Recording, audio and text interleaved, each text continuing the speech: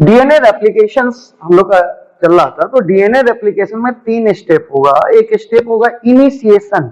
Initiation का मतलब होता है कि शुरुआत, जहां से शुरू होगा चीजें। तो इनिशिएशन, डीएनए रेप्लिकेशन का जो इनिशिएशन होता है वो ओरी साइट पे होता है, और ये ओरी साइट डीएनए पे मिलेगा, जहां से डीएनए रेप्लिकेशन स्टार्ट होगा।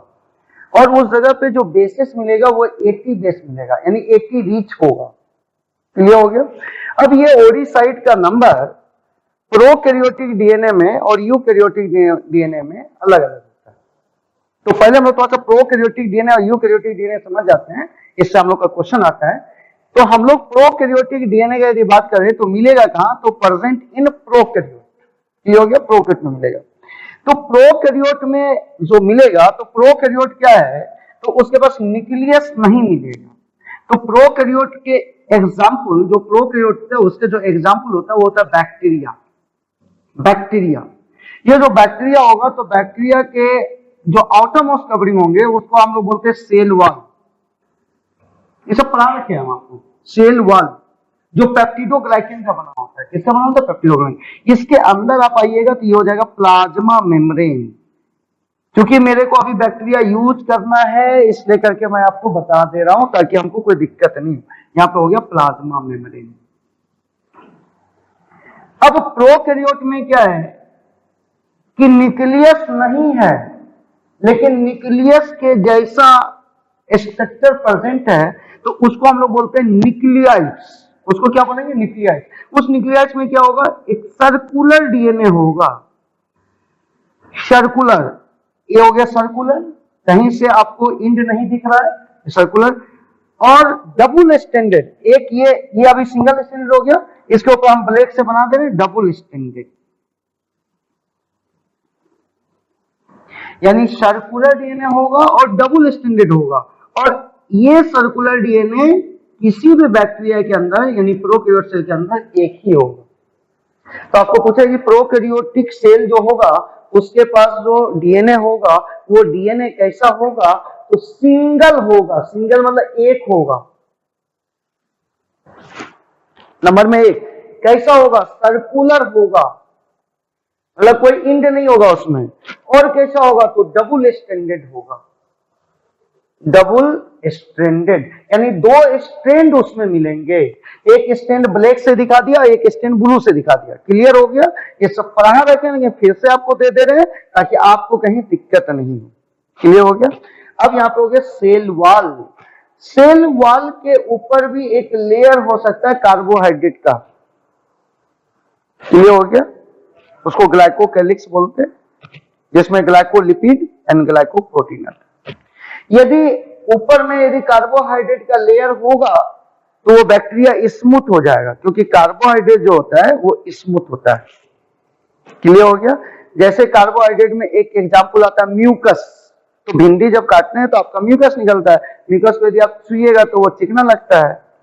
इसका मतलब हो गया कि यदि इसके ऊपर एक एक्स्ट्रा कवरिंग आ जाए कार्बोहाइड्रेट का, तो आप उसको क्या बोलिएगा कि वो आपका स्मूथ बैक्टीरिया हो गया। कैसा बैक्टीरिया हो गया? स्मूथ। और यदि वही कार्बोहाइड्रेट का यदि उसके ऊपर कवरिंग नहीं होगा तो वो रफ हो जाएगा। क्लियर हो गया एकदम? कॉन्सेप्ट में कोई डाउट नहीं?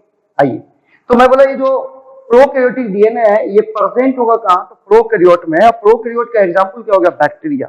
तो किसी भी बैक्टीरिया में जो डीएनए होगा वो सिंगल होगा, एक ही होगा, सर्कुलर होगा और डबल स्टैंडर्ड होगा।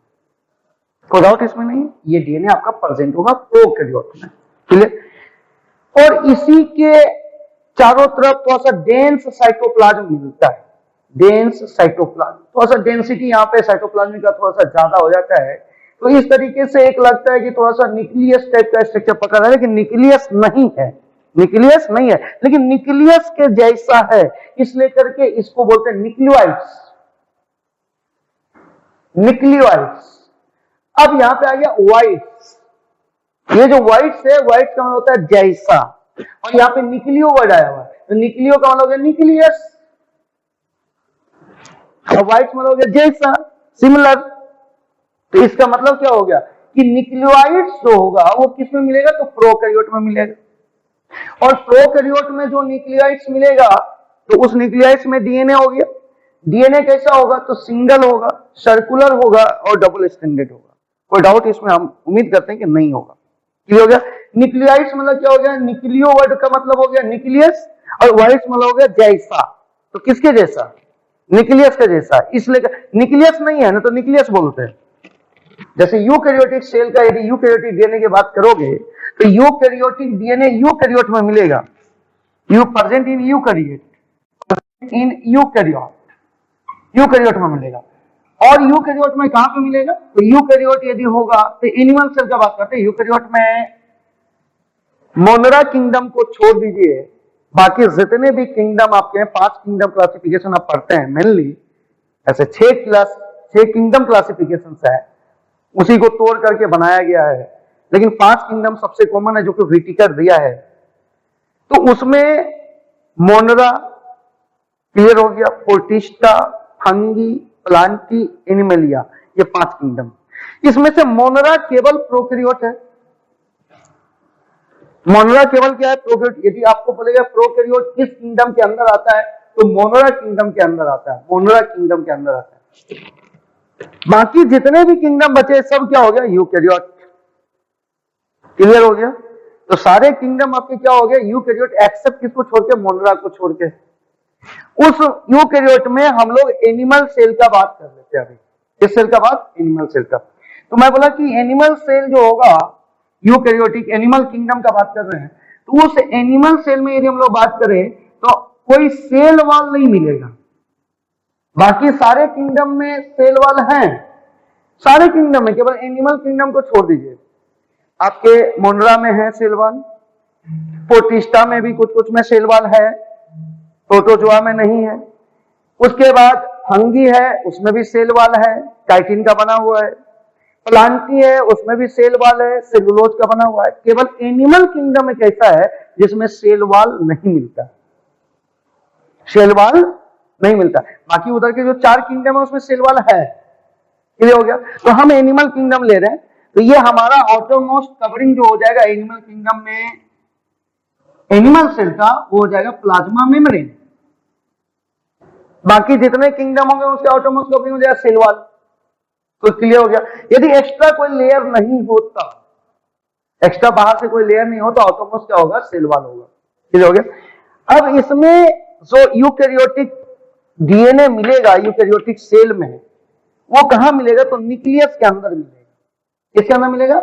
न्यूक्लियस के अंदर। और ये न्यूक्लियस जो होगा ये डबल मेम्ब्रेनस स्ट्रक्चर्स होगा, और इसी के अंदर आपका मिलेगा डीएनए।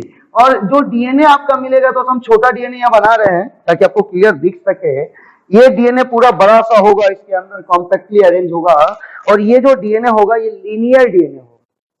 कैसा डीएनए होगा? यूकैरियोट का जो डीएनए होगा वो लीनियर डीएनए होगा, लीनियर डीएनए होगा। और क्या होगा? लीनियर डीएनए के साथ में यहाँ पे जो आपका डीएनए है वो लीनियर डीएनए, ये लीनियर डीएनए जो होगा वो न्यूक्लियस के अंदर मिलेगा, न्यूक्लियोइड्स में नहीं मिलेगा। जब न्यूक्लियोइड बोल दिए तो न्यूक्लियस नहीं होगा, न्यूक्लियस के जैसा होगा। तो न्यूक्लियोइड किस में मिलेगा? प्रोकैरियोट की यूकैरियोट में। प्रोकैरियोट के केस में प्रोकैरियोट किस किंगडम में आता है? मोनरा किंगडम। और प्रोकैरियोट का एग्जांपल क्या? बैक्टीरिया।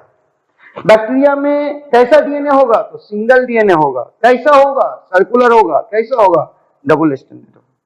तो दिक्कत नहीं, एकदम क्लियर करिएगा। और चूंकि प्रोकैरियोट सिंपल सेल है, प्रोकैरियोट के बाद यूकैरियोट आया है, तो जो पहले आता है वो लेस डेवलप होता है, जो बाद में आता है वो मोर डेवलप होता है। मोबाइल के केस में या लैपटॉप के केस में बात कर लीजिए, मोबाइल या लैपटॉप जो फर्स्ट जनरेशन का लैपटॉप होगा वो लेस डेवलप होगा। जो अभी लेटेस्ट जनरेशन जो आप उम्मीद करते हैं, हमको तो नहीं उतना आइडिया है सब में, शायद 10th जनरेशन आ गया है, तो 10th जनरेशन का जो लैपटॉप होगा वो तो मोर एडवांस हो जाएगा। तो ह्यूमन बीइंग भी रिसर्च करता है, और हमारे जो गॉड होते हैं वो भी रिसर्च करते हैं। और रिसर्च का यही है कि पहले लेस डेवलप चीजें आती है, फिर उसी में से सीख करके हम लोग उसको वेल डेवलप में तब्दील कर देते हैं, ट्रांसफर कर देते हैं। तो यहाँ पे वही हुआ कि प्रोकैरियोट पहले आया। तो पहले आया इसलिए कि यहाँ पे न्यूक्लियस नहीं आया। क्या आया? तो न्यूक्लियोइड्स आया, जो कि न्यूक्लियस के जैसा है, कोई डाउट नहीं। लेकिन जब ये इसमें हमको कुछ गड़बड़ी लगने लगा, तो हमने न्यूक्लियस ले आया। न्यूक्लियस इसलिए लाया कि ये डीएनए हमारा डबल मेम्ब्रेन से यदि घिरा हुआ होगा तो म्यूटेशन का चांस कम हो जाएगा, म्यूटेशन का चांस कम हो जाएगा। यदि मान लीजिए कि ये पेन इस तरीके से यदि बाहर में है तो इस पे यदि एसिड उसिड गिरेगा तो ये पेन डैमेज हो जाएगा। क्लियर हो गया। और ये पेन को यदि हम लोगों ने ऐसे हाथ से कवर कर दिया तो कोई एसिड गिरेगा तो पहले हाथ डैमेज होगा, जब हाथ पूर्ण रूप से ये डैमेज होगा तब जाकर के इसमें डैमेजिंग का चांस बनेगा। तो इसका इसका डैमेज होने का चांस कम हो गया। और चूंकि डीएनए मेरा जेनेटिक मटेरियल है, आज मैं प्रूफ भी कर दूंगा आपको, तो डीएनए यदि हमारा जेनेटिक मटेरियल है तो उसको म्यूटेट कम होना चाहिए, उसमें रिएक्शन कम होना चाहिए, वो किसी से जल्दी रिएक्ट ना कर जाए, कोई केमिकल उससे जाके रिएक्ट नहीं कर जाए। यदि कोई केमिकल उससे जाके रिएक्ट कर लेगा तो उसमें म्यूटेशन हो जाएगा और हम लोग का मेटाबॉलिज्म गड़बड़ हो जाएगा। तो इस लेकर के शुरू में देखा गया कि न्यूक्लियस नहीं था, न्यूक्लियर मेम्ब्रेन नहीं था, तो इसमें म्यूटेशन का चांस ज्यादा हो रहा था, यानी म्यूटेशन ज्यादा हो रहा था। तो म्यूटेशन ज्यादा होने से क्या होता है, इसके मेटाबॉलिज्म में चेंजिंग आ जाता था। तो इसलिए बाद के समय में क्या किया, इस डीएनए को एक न्यूक्लियर मेम्ब्रेन से घेर दिया और सर्कुलर डीएनए को लीनियर कर दिया। क्लियर हो गया। तो लीनियर हो गया और न्यूक्लियर मेम्ब्रेन से सराउंडेड हो गया। न्यूक्लियस है तो न्यूक्लियर मेम्ब्रेन होगा, तो न्यूक्लियर मेम्ब्रेन से क्या हो गया, सराउंडेड हो गया। न्यूक्लियर मेम्ब्रेन से सराउंडेड हो गया। अब न्यूक्लियर मेम्ब्रेन से जब ये सराउंडेड हो गया डीएनए, तो बाहर से जो भी केमिकल जाएगा तो पहले न्यूक्लियर मेम्ब्रेन से टकराएगा, देन आफ्टर डीएनए से टकराएगा, तो डीएनए का डैमेज होने का चांस कम हो गया, म्यूटेशन होने का चांस कम हो गया। क्लियर हो गया, कोई डाउट नहीं है, ये कॉन्सेप्ट आपको क्लियर है। अब यहाँ पे हो गया कि ये न्यूक्लियर मेम्ब्रेन का केस हो गया और ये डीएनए का केस हो गया। तो यूकैरियोट में जो डीएनए मिलता है वो लीनियर डीएनए मिलेगा और कैसा, तो डबल स्ट्रैंडेड, डबल स्ट्रैंडेड, कोई डाउट नहीं है। अब आइए, यूकैरियोट में जो डीएनए मिलेगा, यूकैरियोटिक डीएनए जो होगा उसका साइज लार्ज होगा, वो लार्ज साइज का होगा। यूकैरियोटिक डीएनए जो होगा वो लार्ज साइज का होगा। क्लियर। और जो प्रोकैरियोटिक डीएनए होगा ये स्मॉलर साइज का होगा।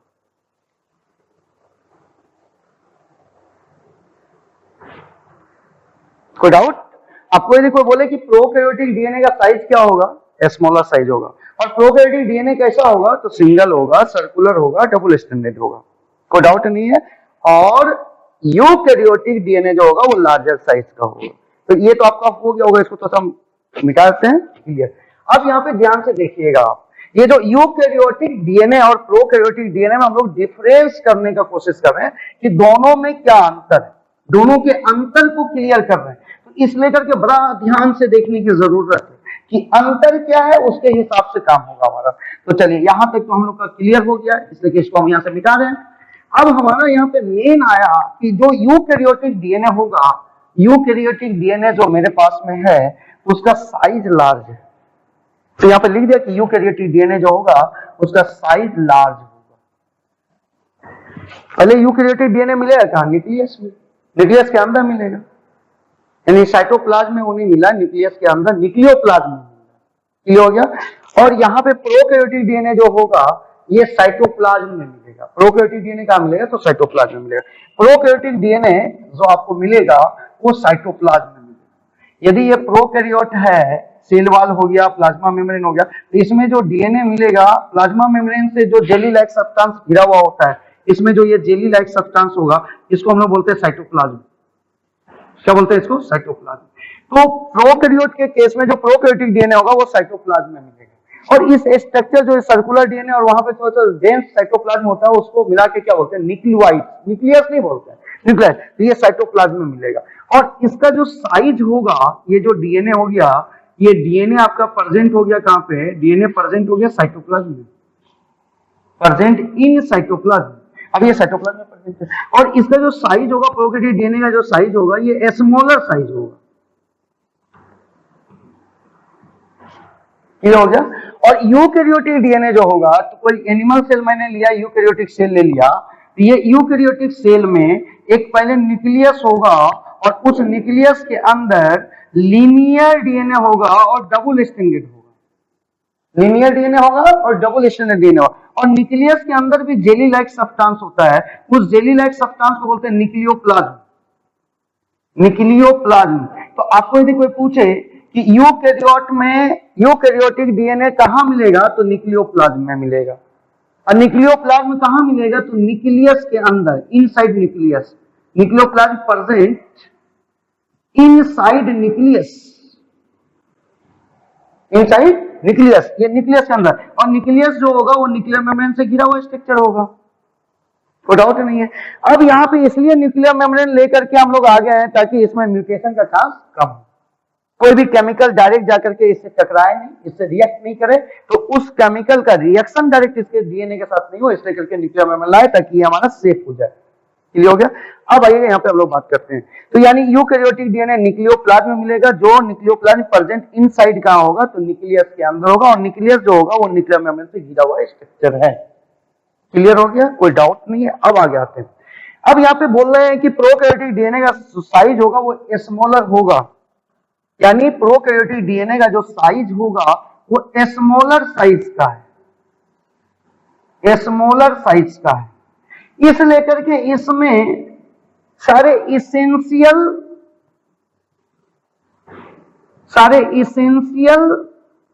सीक्वेंस ऑफ बेसिस होंगे, sequence of basis. Essential sequence of basis का मतलब हो गया कि बेस का वो सीक्वेंस जिसके बिना इस प्रोकैरियोट का जिंदा रहना संभव नहीं है। यानी इसका मतलब होगा कि वही सीक्वेंस होगा जो जीन का फॉर्मेशन करेगा। किसका फॉर्मेशन करेगा? जीन का। और वो जीन क्या बनाएगा? एमआरएनए। एमआरएनए से क्या बनेगा? प्रोटीन। प्रोटीन से क्या बनेगा? इंजाइम। और इंजाइम से मेटाबॉलिज्म। तो किसी भी लिविंग को लिविंग इसलिए बोलते हैं क्योंकि उसमें मेटाबॉलिज्म होता है। ये डिफाइंड फीचर ऑफ दी क्या है? तो लिविंग। क्लियर हो गया।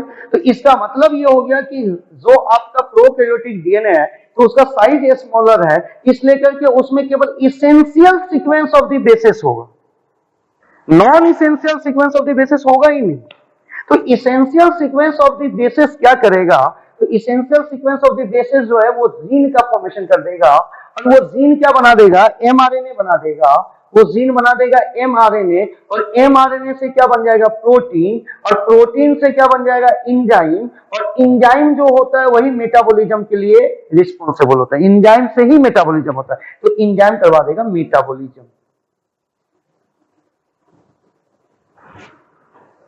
कोई डाउट नहीं है, पूरा क्लियर एकदम। तो इसका मतलब ये हो गया कि स्मॉलर साइज है, इसी लेकर के आपके पास में क्या हो गया कि लिमिटेशन हो गया कि साइज छोटा है। अब चाह करके भी बेकार का चीज नहीं रख सकते हो, कोई यूजलेस चीज को नहीं रख सकते हो, या रिपीट करके भी चीज को नहीं रख सकते हो। अब सुनना, चीजों को रिपीट करके भी नहीं रख सकते हो। जैसे सपोज दैट मेरे पास में यदि कॉपी में इतना ही जगह यदि खाली है तो हम यहां पे मात्र एक वाटर लिख सकते हैं। जगह छोटा है इस लेकर के एक वाटर लिख दिए। तो वाटर लिख दिए तो ये क्लियर हो गया कि यहां पे पानी है। लेकिन यदि जगह बहुत ज्यादा है तो वाटर बहुत सारा लिख सकते हैं। तो यानी आप वाटर क्या हो रहा है? रिपीट हो रहा है। तो क्यों रिपीट कर रहे हो? जगह ज्यादा है तो टेंशन कम है, कोई हमको अभी दिक्कत नहीं हो रही है, इसलिए करके हमने उसको क्या कर दिया? रिपीट कर दिया। तो भी कोई प्रॉब्लम हमको नहीं है। लेकिन जहां पे साइज छोटा होगा वहां पे तो तुम रिपीट कर ही नहीं सकते हो, तो लेकिन एक बार लिख सकते हो, एक बार लिख दिए। तो इसलिए करके बोलते हैं कि प्रोकैरियोटिक जो डीएनए होता है उसका साइज स्मॉलर होता है। तो स्मॉलर साइज होने के कारण वो केवल कौन सा सीक्वेंस बेस का रख पाता है? तो essential sequence of the base रख सकता है, इसेंशियल सीक्वेंस ऑफ बेसिस रख सकता है। और ये जो essential sequence of the basis है वो जीन का फॉर्मेशन कर देगा और वो जीन एमआरएनए बना देगा। एमआरएनए से प्रोटीन बन जाएगा, सुनिएगा हम बोल रहे हैं, और प्रोटीन से इंजाइम बन जाएगा और वो इंजाइम मेटाबॉलिज्म करेगा। कोई डाउट नहीं है। लेकिन यहाँ पे इस साइज के छोटा होने के कारण जो आप जीन बनाए हो उस जीन को रिपीट भी नहीं कर सकते हो। क्लियर हो गया? और आप कोई रिपीटिंग सीक्वेंस नहीं रख सकते हो। जैसे मान लो कि 80 एक सीक्वेंस है, तो ऐसा नहीं होगा कि ये जो प्रोकैरियोटिक डीएनए है इसमें बहुत जगह पे 80 करके इस तरीके से रिपीट हो जाए। अब यहां देखो 80 क्या हो गया? रिपीट हो गया। यानी 80 बार बार आ रहा है, या जीसी बार बार आ रहा है। तो इस तरीके से इस तरीके का रिपीटिंग सीक्वेंस प्रोकैरियोटिक डीएनए में नहीं मिलेगा। क्या कारण क्या होगा? साइज क्या है? स्मॉलर। तो रिपीटिंग सीक्वेंस नहीं मिलेगा। तो पहला इसी को पकड़ के डील कर रहे हैं। तो प्रोकैरियोटिक डीएनए है, उसका साइज स्मॉलर है। तो स्मॉलर साइज होने के कारण डीएनए का जो स्मॉलर साइज है उसके कारण उसमें केवल essential sequence of the basis होगा जो कि जीन का फॉर्मेशन करेगा। उस जीन से क्या बनेगा? एमआरएनए। उस जीन से क्या बनेगा? एमआरएनए से प्रोटीन। प्रोटीन से क्या बनेगा? एंजाइम। और एंजाइम करेगा मेटाबॉलिज्म, और metabolism is the defined feature of living beings. कोई डाउट नहीं है? अब आगे आइए। अब मैं बोला कि स्मॉलर साइज के कारण ही इसमें प्रोकैरियोटिक डीएनए में स्मॉलर साइज के कारण ही आपका रिपीटिंग सीक्वेंस नहीं मिलेगा। रिपीटिंग सीक्वेंस नहीं मिलेगा। रिपीटिंग सीक्वेंस नहीं मिलेगा मतलब आपका रिपीट नहीं करेगा। जैसे 80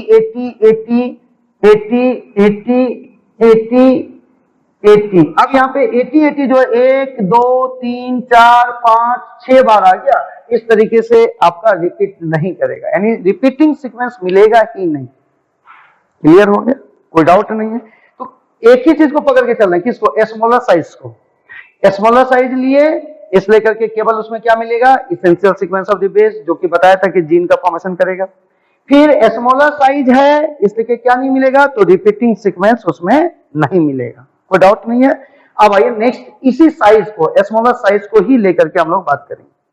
ये हमारा जो प्रोकैरियोटिक डीएनए है इसका साइज है स्मॉलर। क्या है? स्मॉलर। तो यहां पे क्या होगा? यदि प्रोकैरियोटिक डीएनए होगा तो इसमें आपका साइज स्मॉलर साइज है, तो इस लेकर के यहां पे क्या नहीं मिलेगा? तो इंट्रॉन वाला जो कंप्लीमेंट्री सीक्वेंस होगा, इंट्रॉन, ये हमारे लिए एसेंशियल नहीं है। ये इंट्रॉन का कंप्लीमेंट्री सीक्वेंस आपके प्रोकैरियोटिक डीएनए पे नहीं मिलेगा। प्रोकैरियोटिक डीएनए पे नहीं मिलेगा। यानी केवल क्या मिलेगा? इंट्रॉन वाला जो आपका कंप्लीमेंट्री सीक्वेंस है ये एब्सेंट होगा। लेकिन एक्सॉन वाला सीक्वेंस क्या होगा? प्रेजेंट होगा। यानी ये जो प्रोकैरियोटिक डीएनए है इस पे कौन सा सीक्वेंस प्रेजेंट होगा? तो एक्सॉन वाला प्रेजेंट होगा और इंट्रॉन वाला एब्सेंट होगा, क्योंकि ये जो इंट्रॉन है ये प्रोटीन फॉर्मेशन में भाग नहीं लेता। यानी इसका एमआरएनए यदि बनेगा, ये जो इसेंशियल सीक्वेंस है, तो इस इसेंशियल सीक्वेंस जो होगा वो जीन का फॉर्मेशन करेगा। क्लियर हो गया? और ये जो जीन बनेगा तो ये जीन बनाएगा एमआरएनए, और ये जो एमआरएनए होगा इस एमआरएनए पे केवल एक्सॉन वाला सीक्वेंस मिलेगा,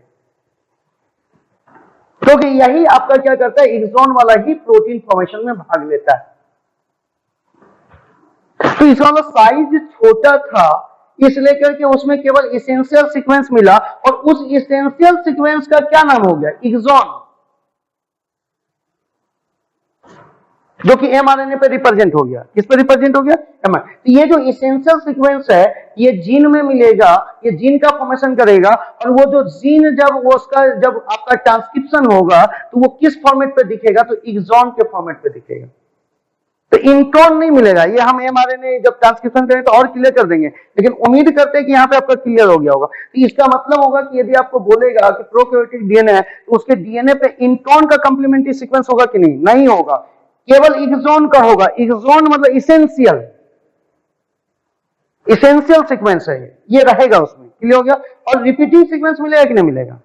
अच्छा, इंट्रॉन एब्सेंट होगा कि प्रेजेंट होगा? इंट्रॉन का कंप्लीमेंट्री सीक्वेंस एब्सेंट होगा, आपका प्रेजेंट हो ही नहीं सकता। आइए सबसे बड़ी बात, फिर जो प्रोकैरियोटिक डीएनए होगा ये आपका जीसी रिच होगा। यानी 80 के रिस्पेक्ट में ग्वानिन और साइटोसिन बेस ज्यादा मिलेगा। कोई डाउट नहीं है? अब आइए, ये जो प्रोकैरियोटिक डीएनए होगा तो चूंकि इसका डीएनए का साइज जो होता है, एक तो पहले ये सिंगल होता है, डबल स्टैंडर्ड होता है और सर्कुलर डीएनए होता है। सिंगल होता है, डबल स्टैंडर्ड होता है और सर्कुलर डीएनए होता है। तो ये अच्छा से थोड़ा सा हम बनाते हैं आपके लिए।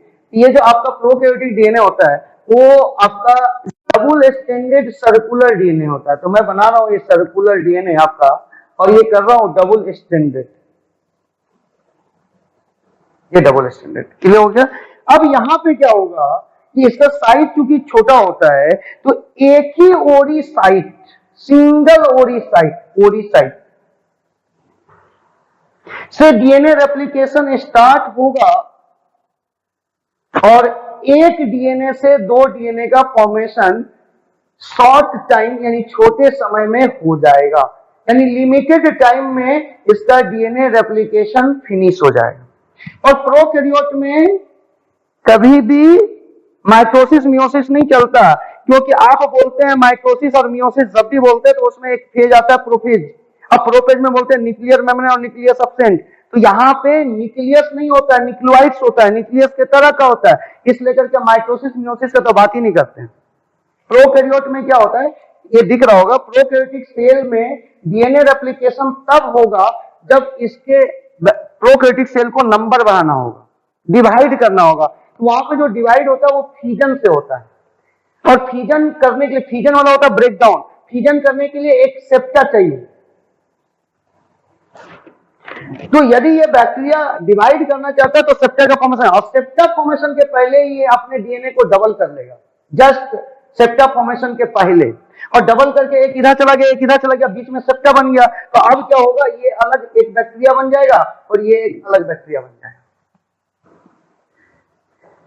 ये दिख रहा होगा, ये एक अलग बैक्टीरिया बन जाएगा और ये एक अलग बैक्टीरिया बन जाएगा, दो बैक्टीरिया का फॉर्मेशन हो जाएगा। तो यदि आपको कोई पूछे कि प्रोकैरियोट में डीएनए रेप्लिकेशन कब होगा, तो ड्यूरिंग फिजन प्रोकैरियोटिक डीएनए जो होगा इसका डुप्लीकेशन, इसका प्रोकैरियोटिक डीएनए का रेप्लिकेशन होगा। रेप्लिकेशन कब होगा, तो ड्यूरिंग फिजन में होता है ब्रेकडाउन।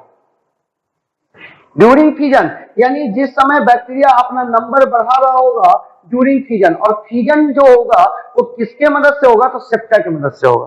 तो सेप्टा बनने के पहले डीएनए का कॉपी नंबर बढ़ जाना चाहिए। ये एक बैक्टीरिया था, इसको अपना नंबर बढ़ाना था, तो नंबर बढ़ाना था, तो ये क्या करेगा कि पहले दो डीएनए बना लेगा, एक डीएनए से पहले दो डीएनए का फॉर्मेशन करेगा और देन आफ्टर यहाँ पे सेप्टा आ जाएगा बीच में।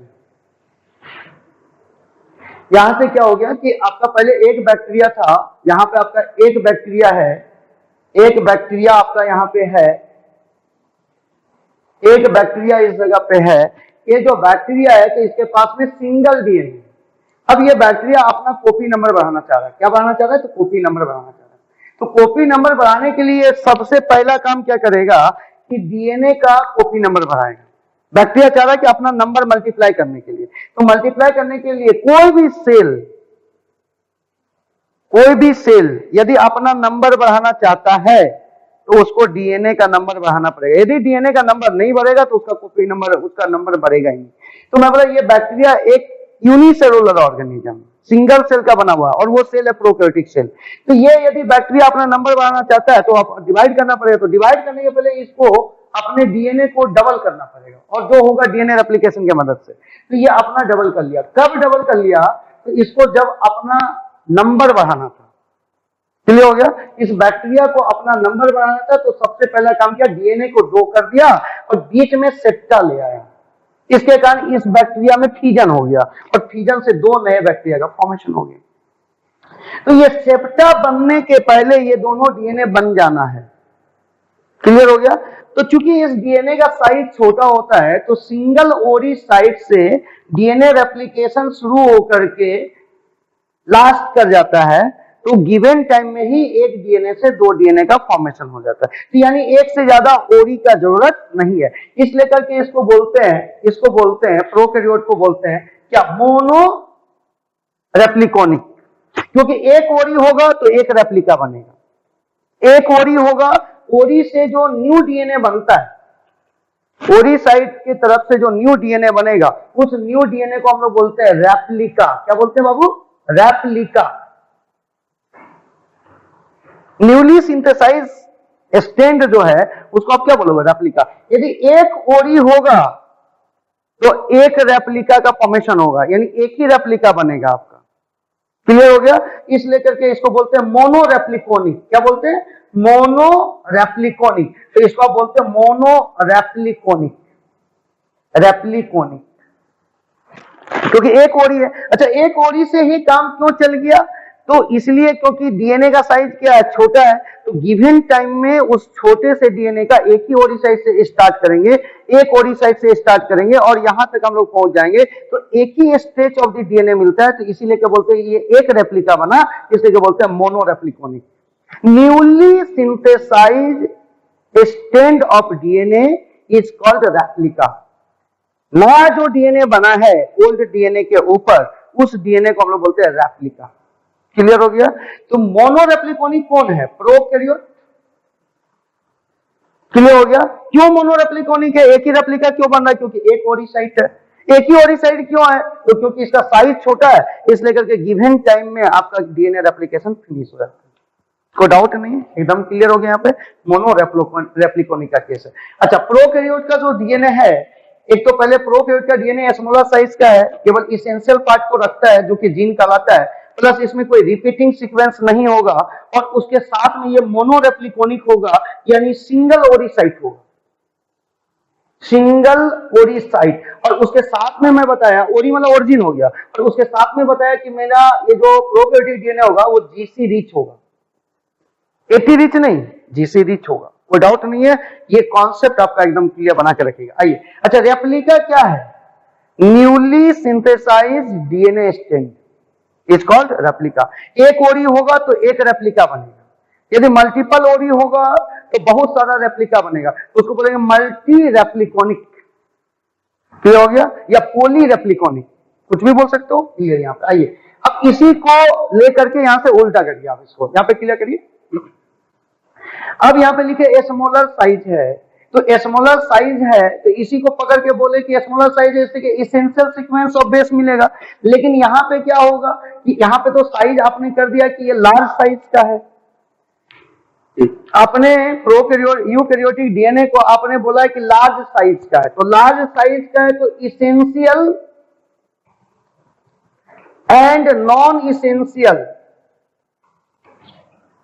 इसेंशियल दोनों टाइप का सीक्वेंस मिलेंगे। ये जो एसेंशियल सीक्वेंस होगा ये कंप्लीमेंट्री सीक्वेंस होगा एक्सॉन का, जो कि एमआरएनए पे मिलता है, और नॉन एसेंशियल सीक्वेंस जो होगा ये कंप्लीमेंट्री सीक्वेंस होगा इंट्रॉन का। क्लियर हो गया? तो इसका मतलब ये जो आपका एसेंशियल सीक्वेंस और नॉन एसेंशियल सीक्वेंस होगा ये एमआरएनए के ऊपर दिखेगा। एमआरएनए के ऊपर दिखेगा किस रूप में? तो एक्सॉन के रूप में और इंट्रॉन के रूप में, एक्सॉन के रूप में और इंट्रॉन के रूप में। तो ये जो इसेंशियल और नॉन इसेंशियल सीक्वेंस है, इसका जब ट्रांसक्रिप्शन होने लगेगा तो इसेंशियल सीक्वेंस ट्रांसक्रिप्शन करके एमआरएनए पे क्या बना देगा? एक्सॉन, और नॉन इसेंशियल सीक्वेंस जो आपका होगा डीएनए के ऊपर वो ट्रांसक्रिप्शन करके, यानी जब आरएनए बनाने लगेगा तो वो क्या बना देगा? इंट्रॉन। तो इधर फिर ये अल्टरनेट में होगा, इसेंशियल, नॉन इसेंशियल, फिर इसेंशियल। नहीं दिख रहा है? ये हो गया इसेंशियल। तो फिर ये एमआरएनए पे इसेंशियल सीक्वेंस क्या बना देगा? एक्सॉन। क्लियर हो गया? यहाँ पे कोई डाउट इसमें नहीं है? तो इसका मतलब क्या होगा कि यूकैरियोटिक डीएनए का चूंकि साइज बड़ा होता है, इसलिए करके उसमें इसेंशियल, नॉन इसेंशियल दोनों टाइप के सीक्वेंस होता है अल्टरनेटिव। पहला यदि इसेंशियल हो गया तो फिर क्या होगा? नॉन इसेंशियल, फिर क्या होगा? इसेंशियल, फिर क्या होगा? Non essential. और जब इसका ट्रांसक्रिप्शन होने लगेगा इस सीक्वेंस का, तो वो एमआरएनए पे इसेंशियल सीक्वेंस एक्सॉन में चला जाएगा और नॉन इसेंशियल सीक्वेंस इंट्रॉन में चला जाएगा। और जब अभी आपको ट्रांसक्रिप्शन हम आगे पढ़ाएंगे, जब इसको प्रोटीन बनाना होगा, क्या बनाना होगा? प्रोटीन। तो यहां से इंट्रॉन का सीक्वेंस, ये एमआरएनए है, इसको एचएनआरएनए बोलते हैं हम लोग, हेटेरोन्यूक्लियर आरएनए, एचएनआरएनए, जो कि डीएनए से बना है। किससे बना है? एचएनआरएनए इसको बोलते हैं, एचएनआरएनए, एचएनआरएनए। इसको एचएनआरएनए इसलिए बोलते हैं हेट्रो, हेट्रो का मतलब एक से ज्यादा। तो एक्सॉन, इंट्रॉन, एक्सॉन, इंट्रॉन है, इस लेकर के आप इसको बोलते हैं हेट्रो। तो यहां पे मैं बोला कि जो हेट्रो आरएनए है ये आपके डीएनए के सीक्वेंस से बना हो, इसके सीक्वेंस से बना हुआ। ये जो इसेंशियल और नॉन इसेंशियल सीक्वेंस है, ये present in eukaryotic DNA, eukaryotic DNA, ये प्रेजेंट है यूकैरियोटिक डीएनए के ऊपर। तो जो ये जो सीक्वेंस प्रेजेंट है, इसेंशियल और नॉन इसेंशियल सीक्वेंस प्रेजेंट है यूकैरियोटिक डीएनए पे, जब इसका ट्रांसक्रिप्शन होगा, इसका क्या होगा, तो ट्रांसक्रिप्शन होगा। ट्रांसक्रिप्शन, ट्रांसक्रिप्शन में पहले पढ़ा रखा हूं कि ट्रांसक्रिप्शन से आपका बनेगा क्या, तो आरएनए। क्या बनेगा, आरएनए। ट्रांसक्रिप्शन से आपका आरएनए बनता है। और ये जो सीक्वेंस है ये आपके डीएनए पे प्रेजेंट है, तो डीएनए का यदि ट्रांसक्रिप्शन होगा तो क्या बनेगा, आरएनए। यहां पे बन गया एचएनआरएनए। एचएनआरएनए से कि हेट्रो, हेट्रो का मतलब क्या हो गया, डिफरेंट, यानी एक्सॉन इंट्रॉन करके, तो हेट्रो हो गया। न्यूक्लियर मतलब न्यूक्लियस के अंदर। फिर कहीं यदि कोई एचएनआरएनए बोल दिया तो प्रोकैरियोट में मिलेगा ही नहीं, क्योंकि यहाँ न्यूक्लियस होता ही नहीं है, तो एचएनआरएनए मिलेगा कहाँ, यूकैरियोट के केस में। तो हेट्रोन्यूक्लियर आरएनए, यानी ये आरएनए बनेगा न्यूक्लियस के अंदर, और उसमें एक्सॉन इंट्रॉन अल्टरनेट फॉर्म में होगा। और एक्सॉन जो आया होगा उस आरएनए के ऊपर, एचएनआरएनए के ऊपर, वो इसेंशियल सीक्वेंस से आया होगा, और जो इंट्रॉन आया होगा वो नॉन सीक्वेंस से आया होगा। क्लियर हो गया। अब जब इसको प्रोटीन बनाना होगा एचएनआरएनए को, तो एचएनआरएनए क्या करेगा, इंट्रॉन को निकाल देगा बीच से और एक्सॉन को आपस में जोड़ देगा। यहाँ पे चूंकि एक्सॉन इंट्रॉन एक्सॉन, ये भी आपका एक्सॉन है, तो यहाँ पे दो एक्सॉन जो हो गया एक साथ आ गया, और इसको हम लोग बोलेंगे एमआरएनए। अब ये प्रोटीन का फॉर्मेशन करेगा।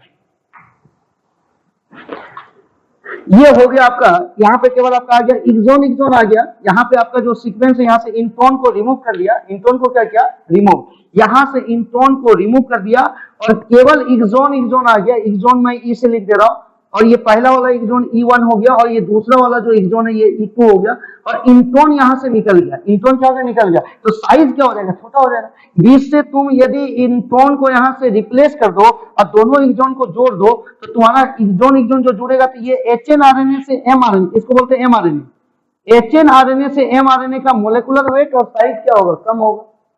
क्लियर हो गया। तो आप यहाँ पे क्या किए कि इंट्रॉन को यहाँ से रिमूव कर दिया, ये इंट्रॉन का पार्ट हट गया, और ये दोनों जो एक्सॉन है, जिसको मैं पहले वाले को E1 से लिख दिया, दूसरे वाले को E2 से लिख दिया, ये आपस में जुड़ गया। तो एचएनआरएनए से लेंथ एमआरएनए का छोटा हो गया, प्लस मोलेकुलर वेट भी क्या हो जाएगा, कम।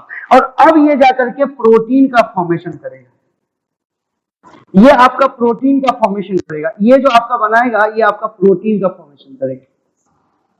क्लियर हो गया, क्लियर हो गया, कोई डाउट नहीं। अब देखिए यहाँ पे क्या अंतर हो गया, इसको पकड़ के रखिएगा, ये बायोटेक में भी काम आएगा। ऐसे मैं जब ट्रांसक्रिप्शन करने लगूंगा तो वहां पे और क्लियर कर दूंगा। क्लियरली दिख रहा होगा, उम्मीद करते हैं हम लोग यहाँ पे क्लियर। अब आइए यहाँ पे देखिए अंतर क्या हो गया। यहाँ पे अंतर क्या हो गया कि इसके डीएनए में, यूकैरियोटिक डीएनए में इसेंशियल और नॉन इसेंशियल दोनों सीक्वेंस प्रेजेंट है। कारण क्या है, ये इसेंशियल और नॉन इसेंशियल सीक्वेंस इसेंशियल और नॉन इसेंशियल सीक्वेंस, यहां पर मैं सीक्वेंस कर दे रहा हूं, sequence present in eukaryotic DNA. तो मैं बोला essential non essential sequence present in eukaryotic DNA. Clear हो गया। अब ये यूकैरियोटिक डीएनए में दोनों प्रेजेंट है, लेकिन प्रोकैरियोटिक डीएनए में तो चूंकि ये दोनों इसलिए प्रेजेंट है क्योंकि साइज क्या है, तो लार्ज साइज का डीएनए है। यूकैरियोटिक डीएनए का साइज क्या है, तो लार्ज साइज का, इसलिए के दोनों प्रेजेंट है। लेकिन प्रोकैरियोटिक डीएनए का साइज क्या था, छोटा साइज था, स्मॉलर साइज था, इसलिए कि केवल कौन सा सीक्वेंस प्रेजेंट था, इसेंशियल सीक्वेंस। और इसेंशियल सीक्वेंस से जो जीन बना होगा उसमें केवल एक्सॉन आएगा, एक्सॉन आएगा, तो वो क्या कहलाएगा, एमआरएनए। कभी भी एचएनआरएनए नहीं कहलाएगा। कॉन्सेप्ट नहीं क्लियर हुआ, समझ में आ रहा है। एचएनआरएनए कभी नहीं कहलाएगा, तो एमआरएनए। तो इसका मतलब ये साइज छोटा था, तो केवल essential sequence of the basis रखा हुआ था, जो कि जीन का फॉर्मेशन किया। और उस जीन का जब ट्रांसक्रिप्शन हुआ, उस जीन का जब ट्रांसक्रिप्शन हुआ, तो ट्रांसक्रिप्शन से एमआरएनए बना, और एमआरएनए में केवल एक्सॉन मिला, E1 और E2, और यही प्रोटीन का फॉर्मेशन किया। तो यहाँ पे डायरेक्ट ट्रांसक्रिप्शन से ही, यानी जीन का ट्रांसक्रिप्शन, ये जीन मिलेगा डीएनए के ऊपर, ये जीन कहां मिलेगा, डीएनए के ऊपर। तो इसके डायरेक्ट ट्रांसक्रिप्शन से ही आपका एमआरएनए का फॉर्मेशन हो गया। रीजन क्या था कि केवल essential sequence of the basis present था डीएनए के ऊपर। लेकिन यहां पे क्या हुआ, जैसे आप ट्रांसक्रिप्शन किए किसका, यूकैरियोटिक डीएनए का, तो आपका मिल गया एचएनआरएनए। mRNA नहीं मिला। अब hnRNA में चेंजिंग करेंगे, तो चेंजिंग क्या करेंगे, तो इंट्रोन को हटा करके सारे एक्सॉन को जोड़ देंगे, तब आपका बनेगा mRNA, यानी डबल स्टेप प्रोसेस हो गया। mRNA बनाना डबल स्टेप प्रोसेस। पहला स्टेप हो गया क्या कि पहले ट्रांसक्रिप्शन करिए, उससे बनेगा hnRNA, और फिर hnRNA से इंट्रोन को रिमूव कीजिए, तब बनेगा mRNA। लेकिन यहाँ पे क्या हो गया, सिंगल स्टेप प्रोसेस हो गया। जैसे ही एसेंशियल सीक्वेंस यानी जीन का ट्रांसक्रिप्शन होगा, डायरेक्ट क्या बन जाएगा, mRNA। तो बोलेगा प्रोटीन बनाने के लिए एक्सॉन चाहिए या इंट्रोन चाहिए या दोनों चाहिए, तो केवल एक्सॉन चाहिए। केवल क्या चाहिए, एक्सॉन, और उसी एक्सॉन की मदद से ये आपका प्रोटीन का फॉर्मेशन होता है। क्लियर हो गया ट्रांसक्रिप्शन। ये आगे और आएगा, ट्रांसक्रिप्शन नहीं पढ़ा रहे हैं, बस यहाँ पे आपको थोड़ा सा क्लियर कर दें, कोई डाउट नहीं है इसमें, आगे चलते हैं। तो अब यहाँ पे और आगे बात कीजिएगा, ये जो यूकैरियोटिक डीएनए है, इस यूकैरियोटिक डीएनए के विषय में हम लोग बात करते हैं। यूकैरियोटिक डीएनए में अब इसको अपोजिट कीजिए, यहां से कीजिए अपोजिट, कहां से, तो प्रोकैरियोट से। अभी आपने बोला कि प्रोकैरियोट का जो साइज है डीएनए का, प्रोकैरियोटिक डीएनए का जो साइज है वो स्मॉलर है, तो यहां पे आपने कर दिया लार्जर। यहां पे आपने बोला कि स्मॉलर साइज होने के कारण केवल essential sequence of the basis होगा, यहां पे आपने बोला कि essential sequence plus non essential sequence दोनों प्रेजेंट होगा। क्लियर हो गया, शॉर्ट में लिख दिया, नॉन इसेंशियल सीक्वेंस भी प्रेजेंट होगा, इसेंशियल भी होगा और नॉन इसेंशियल सीक्वेंस भी होगा, नॉन इसेंशियल सीक्वेंस भी प्रेजेंट होगा। इसेंशियल सीक्वेंस से क्या बनेगा, एक्सॉन, यहाँ पे ई आया हुआ एक्सॉन, और यहाँ नॉन इसेंशियल से बनेगा इंट्रॉन। किस पे, mRNA पे कि hnRNA पे, hnRNA पे, और उससे फिर इंट्रॉन हटा देंगे तो बनेगा mRNA। अभी जस्ट बताया इसको, ये हो गया, ये हो गया। यहाँ पे हो गया स्मॉलर साइज के कारण केवल इसेंशियल, यहाँ पे लार्जर साइज के कारण इसेंशियल और नॉन इसेंशियल दोनों मिलेगा। फिर बोला कि साइज चूंकि छोटा था इसलिए रिपीटिंग सीक्वेंस यहाँ पे नहीं मिलेगा, रिपीटिंग सीक्वेंस यहाँ पे एब्सेंट था। तो यहाँ पे क्या होगा कि चूंकि साइज बड़ा है तो repeating sequence present, repeating sequence जो होगा, रिपीटिंग सीक्वेंस यहाँ पे प्रेजेंट होगा। और रिपीटिंग सीक्वेंस क्या है, जैसे AT है, अब यही बार बार आ जाए, या GC है वही बार बार आ जाए, तो AT है बार बार यदि आ गया तो इसको रिपीटिंग सीक्वेंस बोलते हैं। और ये नॉन इसेंशियल पार्ट होता है, कौन सा पार्ट होता है, नॉन इसेंशियल पार्ट नहीं होता है। तो इसलिए करके हम बोलते हैं कि चूंकि साइज बड़ा है इसलिए रिपीटिंग सीक्वेंस आ सकता है और कोई प्रॉब्लम इसको नहीं। आइए नेक्स्ट में आते हैं, रिपीटिंग सीक्वेंस भी नॉन इसेंशियल पार्ट है। अब आइए यहाँ पे बात करते हैं, यहाँ पे बोलते हैं कि ये मोनोरेप्लिकोनिक है। मोनोरेप्लिकोनिक भी क्यों है, क्योंकि साइज क्या है, स्मॉलर है। तो छोटा साइज होने के कारण एक ही ओरी साइड से स्टार्ट करेगा, तो गिवन टाइम यानी जो शॉर्ट टाइम्स है, यानी बैक्टीरिया का डबलिंग टाइम, जैसे एनसीईआरटी लिखा है इकोलाई का 30 मिनट, क्लियर हो गया। तो वो जो टाइमिंग है उस टाइम के अंदर अंदर उसका डीएनए रेप्लिकेशन होकर के 2 हो जाए। लेकिन यूकैरियोट का केस में क्या है कि लार्जर साइज का। अब इसका जो डीएनए है, यूकैरियोटिक का जो डीएनए है उसका साइज लार्ज है, उसका साइज क्या है, बड़ा है। तो यूकैरियोटिक डीएनए जो है इसका साइज लार्ज साइज का है, जब दिखता नहीं है ज्यादा दूर तक, ये जो साइज है इसका लार्ज साइज का है, यहां तक दिख रहा होगा, ये साइज लार्ज है, यहां तक दिख रहा होगा, ये लार्ज साइज हो गया, यहां तक नहीं दिख रहा, ये लार्ज साइज का आपका डीएनए। ये लिनियर हो गया और डबल स्टैंडर्ड करना है इसको, डबल स्टैंडर्ड, क्लियर हो गया। अब यहां पे क्या है, एक लार्ज साइज का डीएनए आपके पास में प्रेजेंट है, और यूकैरियोट का जो डीएनए रेप्लिकेशन होता है वो एस फेज में होता है, सेल साइकिल के एस फेज में। और एस फेज का एवरेज ड्यूरेशन होता है 6 घंटे से लेकर 8 घंटे तक। तो यानी आपका इतना बड़ा डीएनए है और इस डीएनए का रेप्लिकेशन 6 घंटे से लेकर 8 घंटे के अंदर अंदर फिनिश कर देना, तब जाकर के यूकैरियोटिक सेल डिवाइड होने में 24 घंटा का समय ले लेगा। तो एक यूकैरियोटिक सेल डबल होने में कितना घंटा समय लेगा, तो 24 घंटे का समय लेगा। उसमें से डीएनए रेप्लिकेशन को कितना समय दिया है, तो 8 घंटा मान लीजिए, 8 घंटा समय दिया डीएनए रेप्लिकेशन। अब जब तक डीएनए रेप्लिकेशन होगा नहीं तब तक सेल डिवाइड करेगा नहीं, इसको एकदम बांध के रख लीजिए।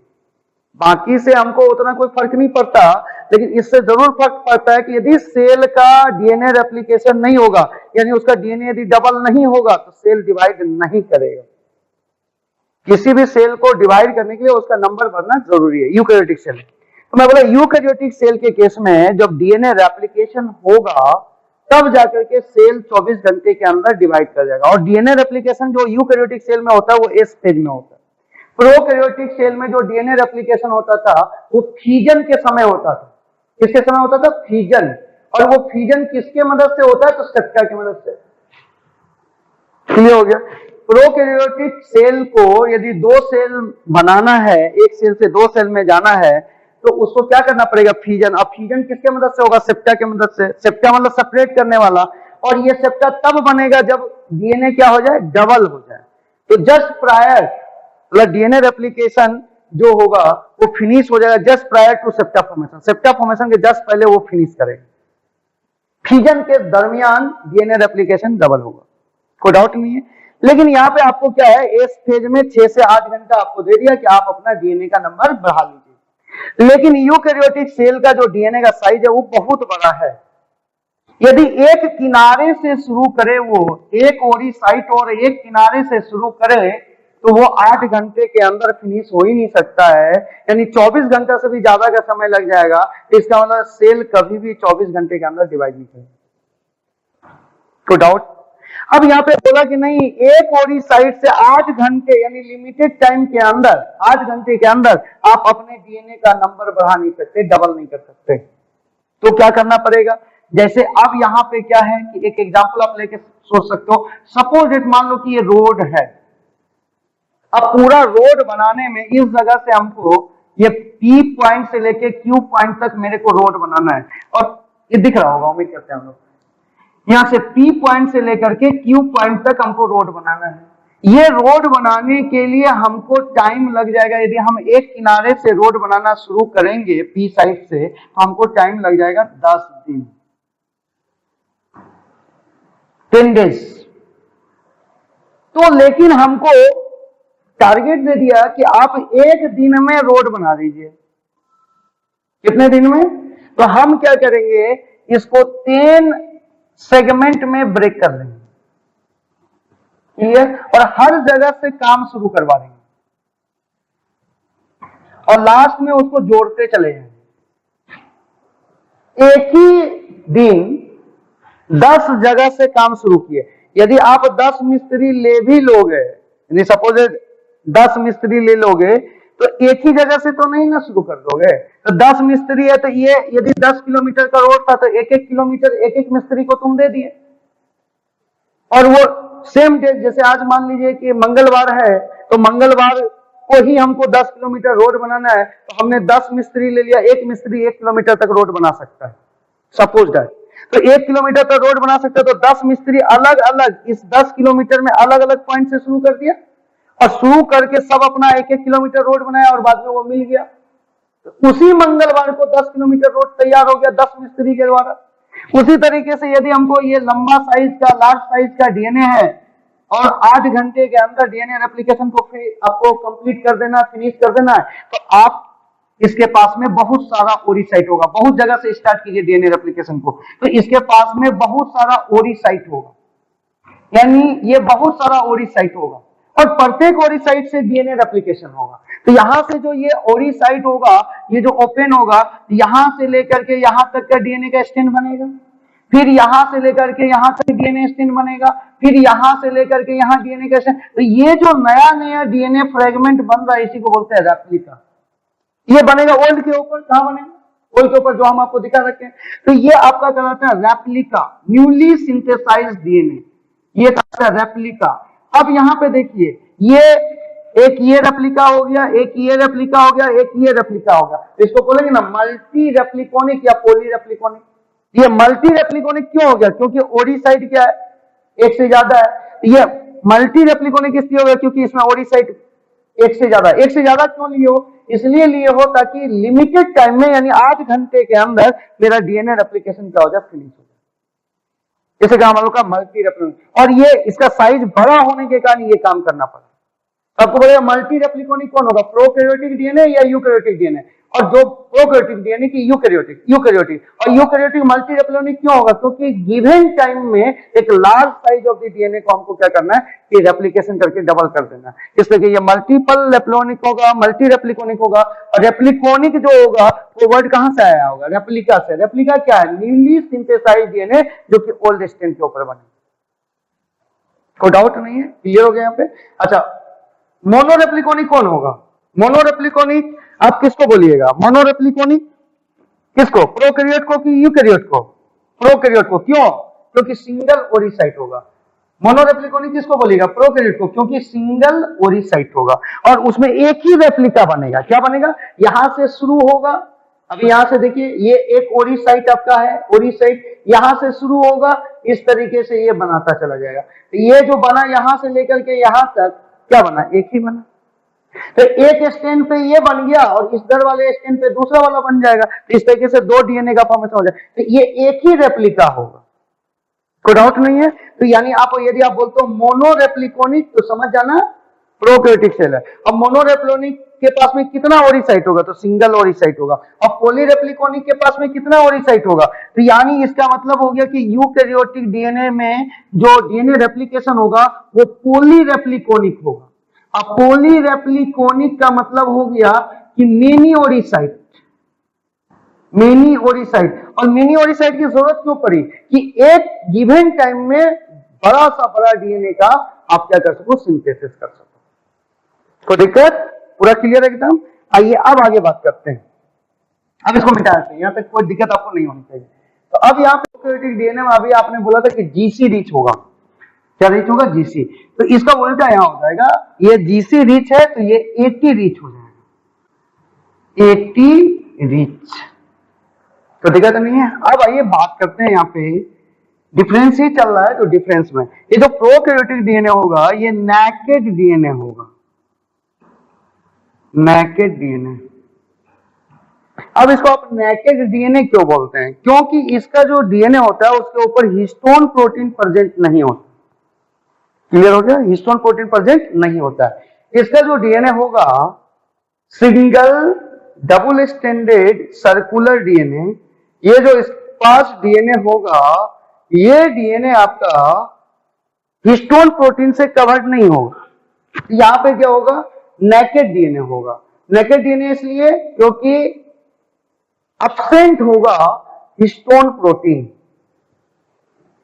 Absent histone protein. Naked DNA इसलिए क्योंकि हिस्टोन प्रोटीन क्या होगा? हिस्टोन प्रोटीन अब्सेंट होगा, हिस्टोन प्रोटीन अब्सेंट होगा। क्लियर हो गया? अब यहां पे सुनिएगा, तो नेकेड डीएनए मिलेगा किसमें? प्रोकैरियोटिक डीएनए में। क्लियर हो गया? प्रोकैरियोटिक डीएनए कहां मिलेगा? तो प्रोकैरियोट्स में। प्रोकैरियोटिक डीएनए कहां मिलेगा? तो नाम है प्रोकैरियोटिक डीएनए, तो प्रोकैरियोट्स में। तो आपको कोई पूछ दे कि प्रोकैरियोट का जो डीएनए होगा वो क्या रिच होगा? जीसी रिच होगा। कैसा डीएनए होगा? नेकेड डीएनए होगा। क्यों बोलते हो नेकेड डीएनए? क्योंकि हिस्टोन प्रोटीन उसमें क्या होता है? अब्सेंट होता है। क्लियर हो गया? अब आइए बड़ी बातें, अब यूकैरियोटिक डीएनए का हम लोग बात करने वाले हैं। अब यहां तो हो गया इनिशिएशन ओरिसाइट से होगा और क्या होगा? एटी रिच होगा। एटी रिच प्रोकैरियोट में भी और यूकैरियोट में भी, लेकिन किस में? पूरे डीएनए में बात नहीं बोल रहे, केवल ओरिसाइट पे। यूकैरियोट का भी डीएनए का ओरिसाइट होगा तो एटी रिच होगा और प्रोकैरियोट का भी ओरिसाइट होगा तो एटी रिच होगा। लेकिन यदि पूरा डीएनए होल डीएनए का बात करें प्रोकैरियोटिक डीएनए का, तो whole prokaryotic DNA AT rich नहीं होके जीसी रिच है। लेकिन यदि यूकैरियोट के डीएनए का बात बोला जाए तो यूकैरियोट में जो पूरा होल डीएनए उसमें 80 का नंबर ज्यादा होता है जीसी के रिस्पेक्ट में। लेकिन दोनों के केस में ओरिसाइट क्या रिच होगा? तो 80 रिच होगा। इसको पकड़ के रखिएगा। लेकिन पूरा डीएनए के सेंस में यदि बात करें कि यूकैरियोटिक डीएनए क्या रिच होगा, तो 80 रिच होगा। यूकैरियोटिक पूरे डीएनए की बात कर रहे हैं, यूकैरियोटिक डीएनए की बात कर रहे हैं, 80 रिच होगा। ओरिसाइट का बात नहीं कर रहे हैं। प्रोकैरियोटिक डीएनए का बात कर रहे हैं कि जीसी रिच होगा, जीसी रिच होगा। लेकिन दोनों का ओरिसाइट जहां से डीएनए रेप्लिकेशन स्टार्ट होगा वो 80 रिच ही होगा। कोई डाउट नहीं है यहाँ पे? क्लियर हो गया कॉन्सेप्ट? अब आइएगा यहाँ पे, अब इलोंगेशन, यहाँ पे जो डीएनए का बात किया आपने, प्रोकैरियोटिक डीएनए का बात किया, वो आपका क्या होगा? नेकेड डीएनए होगा, यानी उस पर हिस्टोन प्रोटीन प्रेजेंट नहीं होगा। और यूकैरियोटिक डीएनए जो होगा वो कवर्ड डीएनए होगा। अब हमारे यहाँ पे प्रोकैरियोटिक डीएनए का जो पॉइंट्स है ये खत्म हो गया, इसलिए हम बड़े से साइज में लिखना चाहते हैं यूकैरियोटिक डीएनए के विषय में। आइए अब केवल यूकैरियोटिक डीएनए के विषय में बात करते हैं। तो यहां पे हमारा जो यूकैरियोटिक डीएनए है, यूकैरियोटिक डीएनए जो होगा वो नेकेड डीएनए नहीं होगा। हमारा जो यूकैरियोटिक डीएनए होगा, यूकैरियोटिक डीएनए, यूकैरियोटिक डीएनए ये नेकेड नहीं होगा। यूकैरियोटिक डीएनए कवर्ड विथ या रैप्ड विथ ये हो गया। ये आपका क्या होगा, कवर्ड विद होगा आपका histone protein, covered by histone protein, by histone protein, histone protein. हो गया। तो यदि आपको यदि कोई बोले कि यूकैरियोटिक डीएनए क्या होगा, नेकेड होगा कि कवर्ड होगा, कवर्ड होगा, कवर्ड होगा तो किससे होगा, तो हिस्टोन प्रोटीन से होगा। अब आइए यहाँ पे बात करते हैं, देखिए हम टेक्निक्स आपको देते हैं जहां से आपको कभी गड़बड़ नहीं होनी चाहिए। जैसे मैं यहाँ पे बोला डीएनए है, ये हो गया, तो डीएनए का फुल फॉर्म क्या है, डीऑक्सीराइबोन्यूक्लिक एसिड, ये लास्ट वाला ए आता है एसिड के लिए। और एसिड की टेंडेंसी होती है, एसिड की जो टेंडेंसी होता है वो प्लस छोड़ने का और माइनस में आ जाने का, तो एसिड जो होता है वो नेगेटिव होता है। ये तो केमिस्ट्री में है, लेकिन मैं अपने बायोलॉजी के हिसाब से आपसे यूज कर रहा हूं, आप देख लीजिए। जैसे एक एसिड है H2SO4 या H3PO4, मेरा आएगा फॉस्फेट में यही एसिड होता है। हम जो डीएनए में फॉस्फेट बोलते हैं तो फॉस्फेट यही फॉस्फोरिक एसिड ही होता है। तो H3PO4 जो है ये अभी न्यूट्रल है, लेकिन इसकी टेंडेंसी क्या होगी कि ये H प्लस को छोड़ देगा और ये बन गया H2PO4 -1। अभी एक H प्लस छोड़ा तो इसे -1 कर दिया। तो इसका एसिड की टेंडेंसी क्या है, माइनस में आने की, क्या करके, H प्लस को छोड़ करके। क्लियर हो गया। तो इसका मतलब होगा कि आप ऐसे सोचना कि यदि एसिड होगा तो नेगेटिव चार्ज फॉर्मेट पे होगा। क्लियर, आपको कभी दिक्कत नहीं होगी। तो एसिड यदि है तो यानी डीएनए जो है उसमें एसिड है, आरएनए में भी एसिड है, तो इसका मतलब वो उसका चार्ज क्या होगा, नेगेटिव होगा। तो आपको बोलेगा डीएनए पे कौन सा चार्ज होगा, तो नेगेटिव चार्ज होगा, कोई डाउट नहीं। आप पूछे नेगेटिव चार्ज किसके कारण होगा, तो फॉस्फोरिक एसिड, और यही फॉस्फोरिक एसिड फॉस्फेट बनाता था। डीएनए इज द, पहले पढ़ा रखा हूं, DNA is the polymer of किसका, न्यूक्लियोटाइड का। ये पॉलीमर है किसका, न्यूक्लियोटाइड का, न्यूक्लियोटाइड। और ये जो न्यूक्लियोटाइड है ये तीन चीज से मिलकर बना, बेस, शुगर और फॉस्फेट। और यही फॉस्फेट जो है ये फॉस्फोरिक एसिड है। यानी ये जो फॉस्फेट बना है ये किससे बना है, फॉस्फोरिक एसिड से। ये फॉस्फोरिक एसिड H3PO4, आप जानते हो ये केमिस्ट्री में पढ़ाए होंगे सर, H3PO4 फॉस्फोरिक एसिड। यही फॉस्फोरिक एसिड जो है ये फॉस्फेट बनाता है। क्लियर हो गया। तो आपको यदि कोई पूछते हैं कि डीएनए पे जो चार्ज है वो कौन सा चार्ज है, नेगेटिव चार्ज है, ये आपको ऐसे याद रखना होगा कि एसिड है तो एसिड की टेंडेंसी नेगेटिव में जाने की है। तो इसका मतलब हो गया डीएनए पे नेगेटिव चार्ज है। फिर पूछेगा कि DNA is the polymer of the nucleotide, तो किसके कारण नेगेटिव है, बेस के कारण, शुगर के कारण या फॉस्फेट के कारण, तो फॉस्फेट के कारण। बेस तो यहाँ पे बेस ही है, बेस बोल ही रहा है, नाइट्रोजिनस बेस तो बेस ही है, बेसिक नेचर है, क्योंकि एमिनो ग्रुप उसमें प्रेजेंट होता है। बायोमोलिक्यूल में मैं सब पढ़ा रखा हूं, आपका यहाँ पे नाम ही है बेस, तो बेस तो बेसिक हो गया। और ये है फॉस्फेट, यानी फॉस्फोरिक एसिड से बना है। तो ये आपका क्या हो गया, ये आपका नेगेटिव चार्ज पे आया। ये आपका क्या हो गया, एसिडिक इसलिए हो गया कि जो फॉस्फोरिक एसिड है ये स्ट्रॉन्ग एसिड हो गया इस बेस के रिस्पेक्ट में, तो जो स्ट्रॉन्ग होगा उसकी प्रॉपर्टी आ जाएगी। ये जो फॉस्फोरिक एसिड है ये जो नाइट्रोजिनस बेस था उसका बेसिक प्रॉपर्टी को दबा दिया और अपने प्रॉपर्टी को लेकर के आगे बढ़ा। इस लेकर के डीएनए और आरएनए एसिडिक होता है, यानी बेस भी प्रेजेंट है और एसिड भी प्रेजेंट है, फिर भी डीएनए एसिडिक है। रीजन कि जो एसिड है वो स्ट्रॉन्ग है और जो बेस उसमें प्रेजेंट है वो क्या, वीक है। इसलिए करके क्या हो गया कि एसिडिक नेचर हो गया डीएनए का और आरएनए का। एनी डाउट्स, क्लियर हो गया। और एसिड की टेंडेंसी होती है किधर जाने की, तो नेगेटिव में जाने का। एसिड किधर जाना चाहता है, नेगेटिव। अब आइए, एक तो सबसे पहली बात कि आपका जो यूकैरियोटिक डीएनए है वो न्यूक्लियस के अंदर है। एक तो पहले सेल का साइज छोटा होता है, उस सेल के साइज में न्यूक्लियस का साइज और भी छोटा है। और यदि हम लोग अपना ह्यूमन बीइंग का एक सेल से पूरा डीएनए निकाल लिया जाए और उसको आपस में जोड़ दिया जाए तो 2 मीटर लेंथ का हो जाए। और उस 2 मीटर लेंथ के डीएनए को ये छोटे से न्यूक्लियस के अंदर रख पाना संभव नहीं है जब तक आप उसको पैकिंग नहीं कर सकते, पैकिंग नहीं कर। तो इसलिए करके इस न्यूक्लियस के अंदर यदि हम डीएनए को रखना चाहते हैं तो रखने के लिए हमको क्या करना पड़ेगा, पैकिंग करना पड़ेगा। तो ये जो डीएनए है इसको हम लोग क्या करेंगे, हिस्टोन प्रोटीन के ऊपर रैप करेंगे। किस प्रोटीन के ऊपर, हिस्टोन प्रोटीन। अब यहाँ पे हम लोग हिस्टोन प्रोटीन के ऊपर रैप करेंगे, हिस्टोन प्रोटीन। अब इस हिस्टोन प्रोटीन पे यदि कोई पूछ दे कि चार्ज क्या होगा तो भूल से भी नेगेटिव नहीं होगा, क्योंकि यदि हिस्टोन प्रोटीन पे नेगेटिव चार्ज आप कर दिए और डीएनए पे भी नेगेटिव चार्ज होगा फॉस्फोरिक एसिड के कारण, फॉस्फेट के कारण, तो इसको यदि इसके ऊपर इस थ्रेड को, डीएनए के इस थ्रेड को यदि इसके ऊपर आप लपेटिएगा तो नेगेटिव नेगेटिव में क्या होगा, रिपेल, तो वो कभी उस पर रैपिंग हो ही नहीं सकता। तो ये एकदम कॉन्सेप्ट की बात है। एक यदि आप याद कर लीजिए डीएनए एसिड है और एसिड की टेंडेंसी नेगेटिव में जाने की है, तो इसका मतलब हो गया कि यदि हमको इसको रैप करना है किसी के ऊपर तो उसके ऊपर चार्ज पॉजिटिव हो जाए। न्यूट्रल होगा तो भी रैप हो सकता है, लेकिन यदि पॉजिटिव होगा तो इजीली रैपिंग हो जाए, क्योंकि नेगेटिव और पॉजिटिव के बीच अट्रैक्शन होता है।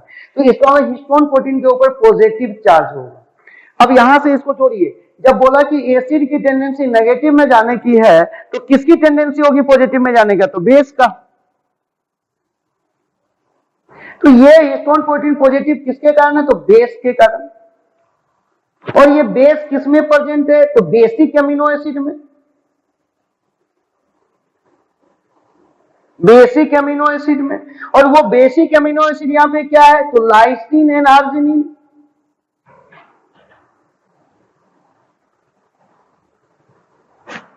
और ये लाइसिन और arginine rich amino acid, lysine और आर्जिनिन ज्यादा होगा और वो किसका फॉर्मेशन करेगा, हिस्टोन प्रोटीन। तो हिस्टोन प्रोटीन पे कौन सा चार्ज, पॉजिटिव चार्ज। ये पॉजिटिव चार्ज किसके कारण, तो बेस के कारण। ये बेस कहां प्रेजेंट है, तो बेसिक एमिनो एसिड में प्रेजेंट है। और वो बेसिक एमिनो एसिड कौन कौन है, तो लाइसिन और आर्जिनिन। और लाइसिन और आर्जिनिन रिच प्रोटीन का ही नाम क्या बोल दिया, हिस्टोन प्रोटीन। अब बोलिए, आपके पास में हिस्टोन प्रोटीन है, हिस्टोन प्रोटीन है और इस पे नेगेटिव चार्ज है और एक पॉजिटिव चार्ज है, किसके कारण, तो बेसिक एमिनो एसिड के कारण। किसके कारण, बेसिक एमिनो एसिड के कारण। और वो बेसिक एमिनो एसिड क्या है, तो लाइसिन और आर्जिनिन है। तो और डीएनए के ऊपर कौन सा चार्ज है, तो नेगेटिव चार्ज है, किसके कारण, तो एसिड के कारण। एसिड कौन सा एसिड, तो फॉस्फोरिक एसिड, फॉस्फोरिक एसिड, जो कि फॉस्फेट का फॉर्मेशन करेगा।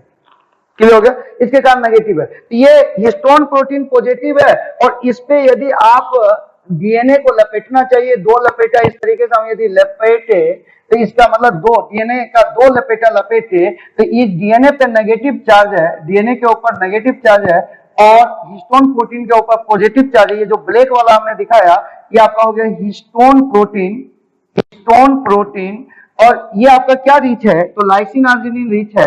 तो इस पे लाइसिन आर्जिनिन कैसा एमिनो एसिड है, तो बेसिक एमिनो एसिड है, जैसे कि इस पे पॉजिटिव चार्ज है। और ये जो ब्लू वाला ये आपका डीएनए है और डीएनए पे आपका नेगेटिव चार्ज है। तो अब यहाँ पे पॉजिटिव है हिस्टोन प्रोटीन पे और डीएनए पे नेगेटिव है, तो पॉजिटिव नेगेटिव के बीच फोर्स ऑफ अट्रैक्शन होगा। तो इस तरीके से एक क्या होगा, स्फेरिकल स्ट्रक्चर बनेगा, स्फेरिकल स्ट्रक्चर बनेगा और इस स्ट्रक्चर का नाम होगा। अब यहाँ पे डीएनए यहाँ पे लपेटा, किस पे लपेटा, तो हिस्टोन प्रोटीन के ऊपर लपेटे। तो ये जो आपका स्ट्रक्चर बना हिस्टोन प्रोटीन प्लस डीएनए, यानी ये डीएनए, सॉरी ये डीएनए, ये डीएनए और ये हिस्टोन प्रोटीन, ये डीएनए और ये हिस्टोन प्रोटीन दोनों मिलकर के एक स्ट्रक्चर बना दिया, जिस स्ट्रक्चर का नाम हो गया न्यूक्लियोसोम।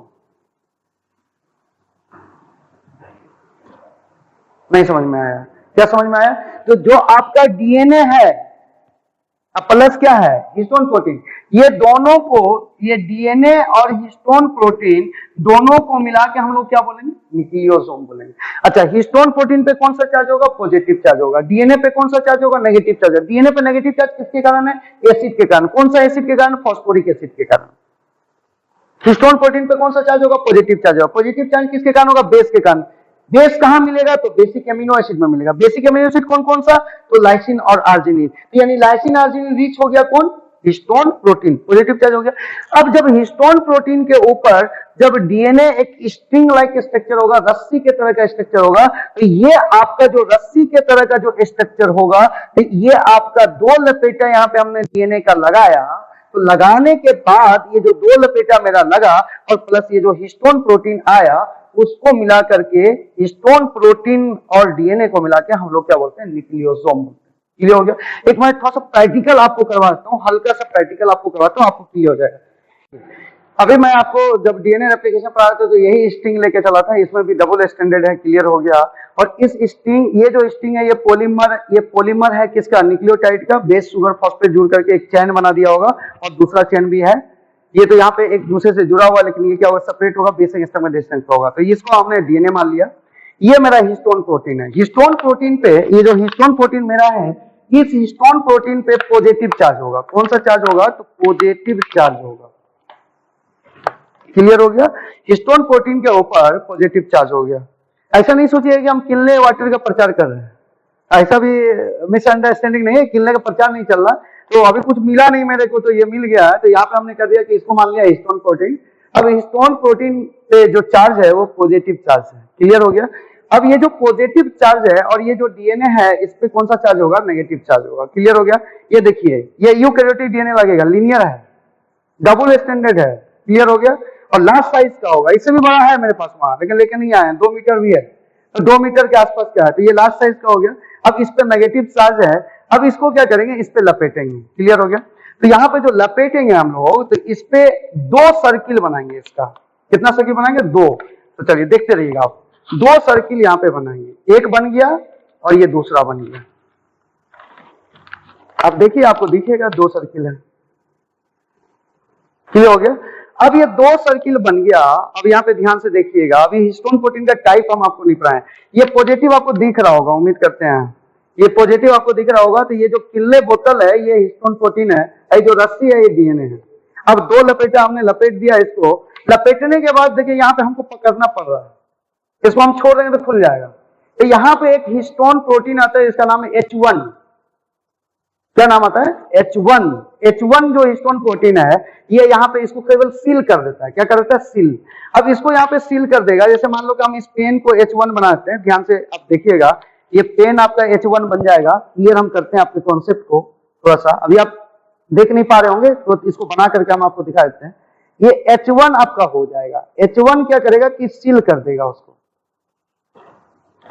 अब देखिए यहाँ पे H1 जो है, अब ये H1, ये ब्लैक पेन जो है आपका H1 बन गया। अब ये सील हो गया। अब इधर डीएनए बचा हुआ है, दूसरा किल्ले बोतल लाएंगे, फिर 2 लपेटा लपेटेंगे, अब फिर H1 से सील कर देंगे। तो न्यूक्लियोसोम तब तक बनता रहेगा जब तक मेरे पास में डीएनए का ये स्टैंड प्रेजेंट है, ये स्टिंग प्रेजेंट है। स्टिंग वाला रस्सी होता है, डीएनए इसी रस्सी टाइप का होता है, लेकिन इसमें दोनों रस्सी सटा हुआ है, दोनों जो इसका स्टैंड है दोनों सटा हुआ है। यहाँ पे सटा हुआ नहीं होगा, 20 एंगस्ट्रॉम के डिस्टेंस पे होगा। क्लियर हो गया? अब ये जो H1 जो आप देख रहे हैं कि पेन लटका हुआ है, ये H1 जो है, ये न्यूक्लियोसोम का पार्ट नहीं है। समझ गए? न्यूक्लियोसोम का पार्ट नहीं है। तो न्यूक्लियोसोम में ये H1 हिस्टोन प्रोटीन नहीं आएगा। This one is the H1 histone protein. ये H1 हिस्टोन प्रोटीन कभी भी न्यूक्लियोसोम में नहीं आएगा। तो क्या आएगा? तो अलग अलग हिस्टोन आएंगे, H2A, H2B, H3 और H4। इस न्यूक्लियो, यानी ये बोतल बना होगा H2A, H1 तो यहां है सीलिंग के लिए, ये बोतल बना होगा। ये बोतल, ये पेन नहीं, ये पेन अलग हो गया, बोतल अलग है। बोतल भी हिस्टोन प्रोटीन है, पेन भी हिस्टोन प्रोटीन है, लेकिन ये पेन जो हिस्टोन प्रोटीन है, ये H1 है। और ये जो बोतल है, ये आपके 4 हिस्टोन प्रोटीन से मिलकर बना है, H2A, H2B, H3 और H4, और उसके ऊपर डीएनए लपटा हुआ है। तो ये H2A, H2B, H3 और H4 और ये 2 लपेटा ऑफ द डीएनए मिल करके न्यूक्लियोसोम। कोई डाउट है? अब इसको हम लोग लिख करके आपको बताते हैं तुरंत। इसको हम लोग लिख करके तुरंत आपको बता देते हैं। थोड़ा सा इसका ये थ्रेड यहाँ पे बना हुआ, ये छोड़ते हैं इसको, ये जो बना हुआ था इसको बना हुआ छोड़ते हैं ताकि आपको फिर से दिखा सके। चलिए, अब हमारे पास में यहाँ पे हमारे पास में न्यूक्लियोसोम है। अब ये जो न्यूक्लियोसोम है, तो यहाँ पे जो हमको सील करना था, ये जो सीलिंग करना था, तो ये H1 से हमने सील किया। किससे सील किया? H1 से सील किया हमने। तो हमारी सीलिंग हुई H1 से। इसको थोड़ा सा क्लियर करिएगा, H1 से हमने सील कर दिया। अब यहाँ पे थोड़ा सा स्ट्रक्चर को और थोड़ा सा क्लियर बनाते हैं, साफ सुथरा बनाते हैं, थोड़ा सा बड़ा स्ट्रक्चर यहाँ पे हम लोग बना के देखते हैं। यहाँ पे बनाते हैं बड़ी से स्ट्रक्चर। चलिए, ये सब तो मेरा क्लियर है अभी। अब मैं यहाँ पे बड़ा से स्ट्रक्चर आपका न्यूक्लियोसोम का बना करके देता हूं कि जो न्यूक्लियोसोम होगा वो न्यूक्लियोसोम बनेगा कैसे। तो सबसे पहली बात है कि न्यूक्लियोसोम जो है वो डीएनए प्लस हिस्टोन से मिलकर बनता है। आइए एक बड़ा सा स्ट्रक्चर के साथ में बनाते हैं। हिस्टोन प्रोटीन मेरे पास में, हिस्टोन प्रोटीन जो है, हिस्टोन प्रोटीन के विषय में थोड़ा सा जानते हैं। ये जो हिस्टोन प्रोटीन है, ये हमारे पास में 5 टाइप का है। अच्छा, सबसे पहले हिस्टोन प्रोटीन पे चार्ज बोलो तो कौन सा है? Negative charge. पॉजिटिव चार्ज कौन सा amino acid? Lysine basic amino acid कौन कौन सा, लाइसिन और आर्जिनिन, यानी जो हिस्टोन प्रोटीन होगा वो लाइसिन आर्जिनिन रिच होगा। तो ये जो हिस्टोन प्रोटीन है, ये हिस्टोन प्रोटीन आपका क्या है, तो कॉन्सेप्ट को बड़ा क्लियर कीजिएगा। ये जो हिस्टोन प्रोटीन आपके पास में है ये आपका पॉजिटिव चार्ज है और डीएनए में कौन सा चार्ज है, नेगेटिव चार्ज है। तो अब हिस्टोन प्रोटीन के टाइप का बात करते हैं। तो हिस्टोन प्रोटीन का जो टाइप है वो हो गया H1, H2A, H2B, H3 और H4। क्लियर हो गया, कोई डाउट नहीं है। अब यहां पे क्या होगा, H1, H2A, H2B, H3 और H4, ये जो H3 और H4 होगा, H3 और H4 जो होगा वो कहां होगा, तो वो होगा सेंटर पे। कहां होगा, सेंटर पे। यदि सपोज दैट ये यहां पे हम क्लियर कर रहे हैं आपका, चलिए इसको भी हटाएं अभी। ये ब्लैक ब्लैक जो है ये एक H2A है, एक H2B है, क्लियर हो गया। और यहां पे जो ब्लू है ये एक H3 हो गया और एक H4 हो गया, क्लियर हो गया। तो चलिए ये H3 दो गो हो गया, क्लियर है, क्लियर करिएगा। यहाँ पे पेन हमारे पास पूर्ण नहीं रहा है, अच्छा आपको हम समझाने की कोशिश करते हैं। जैसे हमारा जो सेंटर पॉइंट होगा, ये सेंटर पॉइंट होगा, ये सेंटर में मेरा होगा 2 H3, कितना H3, 2 H3 और 2 H4। ये हिस्टोन प्रोटीन H3 और H4, और इसको जो बाहर से सराउंड करेगा उसमें आपका ये जो प्रोटीन बाहर से सराउंड कर रहा है हिस्टोन प्रोटीन, वो आपका होगा 2 H2A और 2 H2B। तो सेंटर पे कौन सा हिस्टोन प्रोटीन है, H3 H3 और H4 H4, यानी H3 और H4, और उसको घेरे हुए कौन है, H2A और H2B घेरे हुआ है उसको। तो इसका मतलब ये हो गया कि यदि फिर से कोई म्यूटाजेन है जो म्यूटेशन कॉज करवाता है, उसको यदि रिएक्ट करना है तो पहले किससे रिएक्ट करेगा, तो H2A और H2B से रिएक्ट करेगा, H2A और H2B से रिएक्ट कर जाएगा।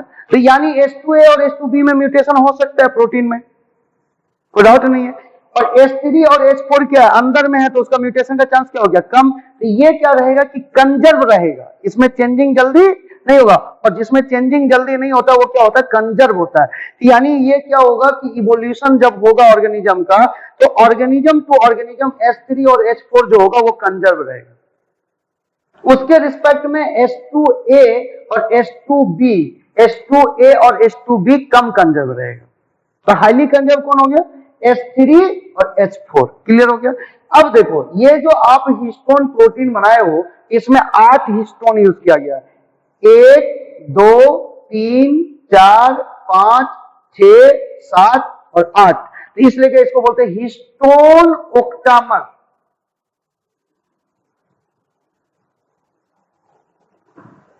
नहीं समझ में आया, क्यों बोले हिस्टोन ओक्टामर, तो 8 हिस्टोन यूज किया गया और पेयर में यूज किया गया। किसमें यूज किया गया, यानी इसका मतलब H2A 2 गो लिया गया, H2B 2 लिया गया, H3 2 लिया गया और H4 2 लिया गया। तो ये आपका H4 भी 2 लिया गया, तो टोटल आपका क्या हो गया, 8 हो गया। इसलिए इसका नाम पड़ा ओक्टामर, हिस्टोन ओक्टामर। कोई डाउट किसी को, तो ये सब हम लोग ने पेयर में ले लिया, क्लियर हो गया। अब ये जो स्ट्रक्चर हिस्टोन का बना, हिस्टोन ओक्टामर बना, इसी के ऊपर डीएनए को लपेटेंगे। कितना लपेटेंगे, 2 लपेटा। यही बोतल है, किल्ली बोतल। ये जो आप स्ट्रक्चर बनाया हो ना, इसको किल्ली बोतल की तरह आप समझिए। अंदर में इसके अंदर में मान लीजिए कि क्या है, H3 और H4 है, 2 करके है, और बाहर ही जो है इसको आप क्या मान लीजिए, ये हो गया क्या, H2A और H2B, क्लियर हो गया। यहाँ पे ये किल्ली बोतल हो गया, क्लियर। और ये जो डीएनए है, ये रस्सी आपके पास में है। तो अब क्या होगा कि किल्ली बोतल तो तैयार हो गया मैंने, अब यहाँ पे यानी हिस्टोन ओक्टामर तैयार हो गया। अब हिस्टोन ओक्टामर जो है, तो हिस्टोन पे तो पॉजिटिव चार्ज ही होता है, तो इसलिए करके इस ओक्टामर पे कौन सा चार्ज है, पॉजिटिव चार्ज है। अब इसके ऊपर डीएनए 2 लपेटा लपेटेंगे। तो चलिए, हमारे पास में रेड पेन नहीं है, हम ब्लैक से यहाँ पे आपको रिप्रेजेंट करके दिखाते हैं। ये देखिए ब्लैक से ये रिप्रेजेंट होगा, ध्यान से खाली देखिएगा। हिस्टोन ओक्टामर को थोड़ा सा यहाँ से हटाते हैं ताकि इस जगह आपका ओवरलैप नहीं कर जाए। इस हिस्टोन ऑक्टामर को हम लोग यहां रिप्लेस करते हैं, ये आपका H2A H2B, ये पूरा स्ट्रक्चर, ये जो पूरा स्ट्रक्चर आपका है, ये जो पूरा सर्किल आप देख रहे हो, इसी को हम लोग बोलते हैं histone octamer. Histone octamer, octamer क्या होता है?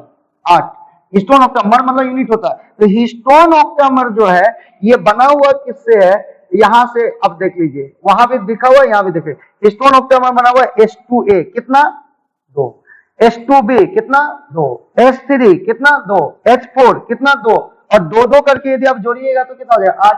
तो हिस्टोन ऑक्टामर जो होगा वो 8 होगा। ऑक्टामर होता है 8, इसलिए करके हिस्टोन ऑक्टामर में 8 हिस्टोन प्रेजेंट है। ये हो गया 8 हिस्टोन, उसमें H2A H2B H3 और H4। अब ये हिस्टोन ऑक्टामर मेरे पास में है, यहाँ पे आपका ये हिस्टोन ऑक्टामर हो गया। क्लियर होगा तो एस बोलिएगा, नहीं तो कोई दिक्कत नहीं है, मैं फिर से रिपीट करूंगा इसको। ये हो गया आपका हिस्टोन ऑक्टामर, ये आपका हिस्टोन ऑक्टामर हो गया। अब ये जो हिस्टोन ऑक्टामर आपके पास में, इसके ऊपर हमको क्या करना है कि डीएनए लपेटना है। डीएनए लपेटना कितना? तो 2 ही सर्किल बनाने हैं। क्लियर हो गया। अब हिस्टोन ऑक्टामर पे कौन सा चार्ज है? तो पॉजिटिव चार्ज है, क्योंकि हिस्टोन प्रोटीन यूज है तो पॉजिटिव चार्ज। अब इस पे जब हम लोग लपेटेंगे डीएनए का 2, तो ध्यान से देखिएगा कहां से लपेट रहे हैं। ये आपका देखिए एक सर्किल बन गया, एक सर्किल आ गया। अब दूसरा सर्किल यहां पे आ गया। अब यहां पे बोला तो ये खुलने का चांस है, तो इसको यहां पे सील किया था। किससे सील किया? तो H1 से।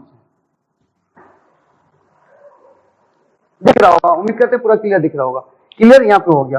अब एक दूसरा फिर हमको बनाना है, यहाँ पे दूसरा हमको फिर बनाना है। तो ये एक ऐसे ही सर्किल ले लिया, इसको बोलते हैं हिस्टोन ऑक्टामर। कौन सा ऑक्टामर बोलते हैं? Histone octamer. अब हिस्टोन ऑक्टामर पे ये जो डीएनए है ये 2 लपेट आएगा, एक और ये दूसरा। तो दूसरा लपेटा हमने यहाँ पे लपेट दिया, दूसरा लपेटा यहाँ पे लपेट दिया, ये हिस्टोन ऑक्टामर के ऊपर। तो 2 डीएनए ये हिस्टोन ऑक्टामर के ऊपर, हिस्टोन ऑक्टामर के ऊपर 2 लपेटा हमको लपेटने हैं। क्लियर हो गया। तो 2 लपेटा यहाँ पे क्लियर करिएगा, यहीं से हम लोग इसी को लेके जाते हैं। तो 2 लपेटा, एक और ये आपका 2। तो 2 लपेटा जब यहाँ पे हम लोग लपेटे तो यहाँ पे भी सील करेंगे, फिर ये होगा सीलिंग होगा। तो सीलिंग हमने यहाँ पे किया है। तो चलिए एक ही स्ट्रक्चर लेकर के चलते हैं ताकि आपको थोड़ा सा क्लियर दिखेगी। तो चलिए यहाँ पे हमने सीलिंग किया, सील कर दिया। अब ये जो सील किया तो यहाँ पे 2 डीएनए स्ट्रैंड है, 1 और 2। सील किया H1 से, लेकिन हिस्टोन ऑक्टामर में मेरे पास में जो हिस्टोन है वो है H2A H2B H2B H3 और H4, H3 H4। Histone octamer में मेरे पास में H2A H2B H3 और H4। क्लियर हो गया? कोई डाउट नहीं है? क्लियर। अब यहां से मैं जो 2 लपेटा लगा कि ये H1 हो, इसको अलग कर दिया। अब ये हिस्टोन ऑक्टामर अब प्लस यहाँ पे जो ये 2 लपेटा आपका 2 टर्न डीएनए है, यहाँ पे आपके 2 टर्न डीएनए, 2 टर्न डीएनए यानी 2 टर्न डीएनए है। अब ये हिस्टोन ऑक्टामर और 2 टर्न डीएनए को यदि आप मिला दो, हिस्टोन ऑक्टामर और 2 टर्न ऑफ द डीएनए को मिला दो, तो ये हिस्टोन ऑक्टामर और 2 टर्न ऑफ द डीएनए का लगेगा न्यूक्लियोसोम।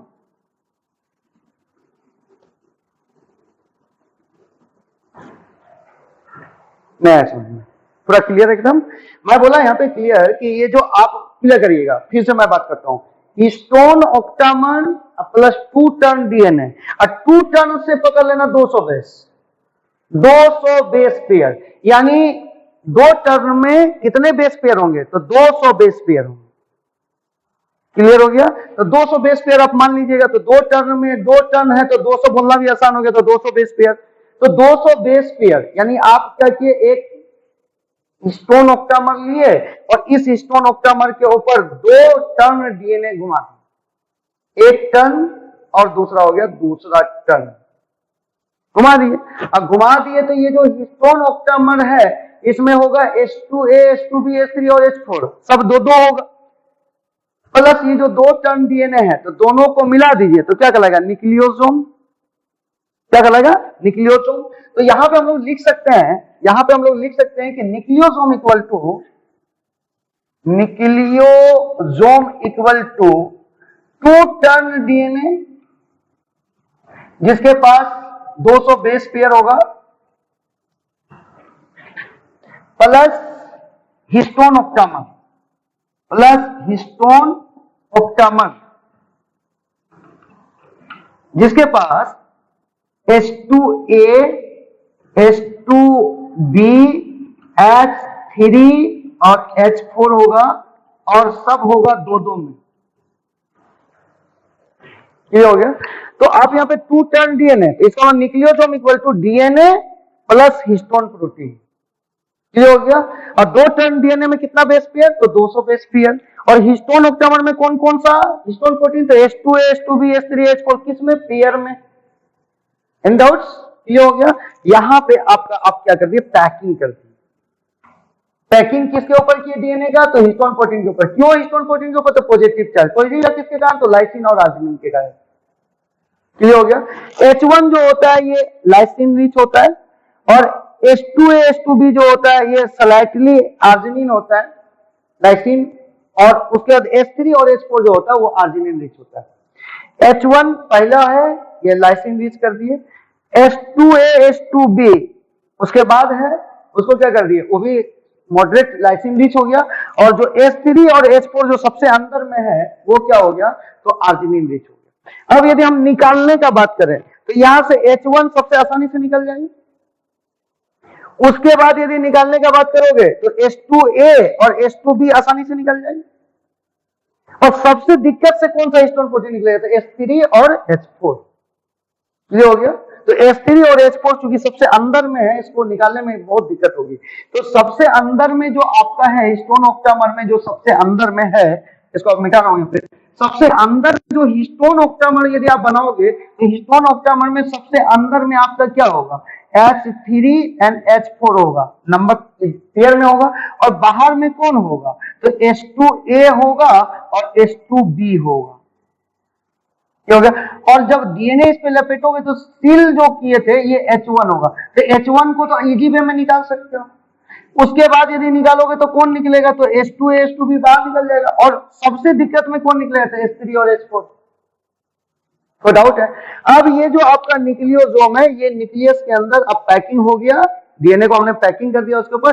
न्यूक्लियस छोटा साइज का, उसमें यदि हम डाल देंगे तो उतने छोटे साइज में 2 मीटर डीएनए जो है आपका चला जाएगा। अब ये तब खुलेगा, ये जो आपने हिस्टोन ऑक्टामर के ऊपर जो डीएनए आपने रैप किया है, ये यहां पे ध्यान से देखिएगा, रैप कर रहे हैं हम। ये जो आपने रैप किया है, ये रैप तब खुलेगा जब डीएनए रेप्लिकेशन करना होगा। कब खुलेगा? जब डीएनए। और डीएनए रेप्लिकेशन यूकैरियोटिक, यदि हिस्टोन प्रोटीन है तो कौन सा डीएनए? Eukaryotic DNA. और यूकैरियोटिक डीएनए में डीएनए रेप्लिकेशन किस फेज में होता है? एस फेज में होता है। कोई दिक्कत इसमें नहीं। तो एस फेज में आपका डीएनए रेप्लिकेशन होता है। तो इसका मतलब यहां पे आपका क्या होगा? डीएनए रेप्लिकेशन जो हुआ वो एस फेज में हुआ। इसीलिए कि एस फेज में हिस्टोन प्रोटीन भी बनता है ताकि पैकिंग भी कर सके। एस फेज में पैकिंग भी हो जाएगा, खुलेगा इसलिए ताकि क्या कर सके? डीएनए रेप्लिकेशन कर सके। और डीएनए रेप्लिकेशन के बाद फिर पैकिंग भी करना ताकि न्यूक्लियस के अंदर ही रहे वो। तो इस लेकर के आपका क्या हो गया? ये आपका पैकेजिंग ऑफ द डीएनए हो गया। कोई डाउट नहीं है यहाँ पे? पैकेजिंग। अच्छा, न्यूक्लियोसोम में क्या क्या मिलेगा? तो डीएनए मिलेगा और क्या मिलेगा? हिस्टोन प्रोटीन मिलेगा। डीएनए कितना टर्न मिलेगा? 2 टर्न। हिस्टोन प्रोटीन में कितने टाइप का हिस्टोन मिलेगा? 4 टाइप का। कौन कौन? H2A, H2B, H3, H4। और सब कितने होंगे? पेयर में होंगे। कोई डाउट नहीं है? क्लियर हो गया? आइए, अब एक ये जो न्यूक्लियोसोम है, इसको जो आपने बोला न्यूक्लियोसोम, तो दूसरा भी यहाँ पे न्यूक्लियोसोम आपका बनेगा। ये हिस्टोन ऑक्टामर, इस पे 2 लपेटा लपेटे, ये भी एक न्यूक्लियोसोम हो गया। फिर आगे भी न्यूक्लियोसोम बनेगा। तो ये 2 न्यूक्लियोसोम के बीच में जो डीएनए का स्ट्रैंड होगा, ये जो 2 न्यूक्लियोसोम के बीच में जो स्ट्रैंड होगा, इसको बोलते हैं लिंकर। 14 से लेकर 112 बेस पेयर तक क्या प्रेजेंट होता है। ये उतना कोई इंपॉर्टेंट नहीं है, लेकिन न्यूक्लियोसोम में 2 टर्न 200 बेस पेयर आपको दिमाग में रखनी है। कोई डाउट इसमें? क्लियर हो गया कॉन्सेप्ट? आइए आगे चलते हैं। हम लोग चल कहां रहे थे भाई? तो चल रहे थे कहां? तो डीएनए रेप्लिकेशन में इनिशिएशन। तो इनिशिएशन क्या हो गया? एटी रीच हो गया। इलोंगेशन का मतलब हो गया कि जहां से स्टार्ट किया वहां से डीएनए के लेंथ को क्या करना है? बड़ा करते चले जाना है। और टर्मिनेशन का मतलब हो गया कि अब डीएनए रेप्लिकेशन को फिनिश कर देना है ताकि एक डीएनए से 2 डीएनए। क्लियर है।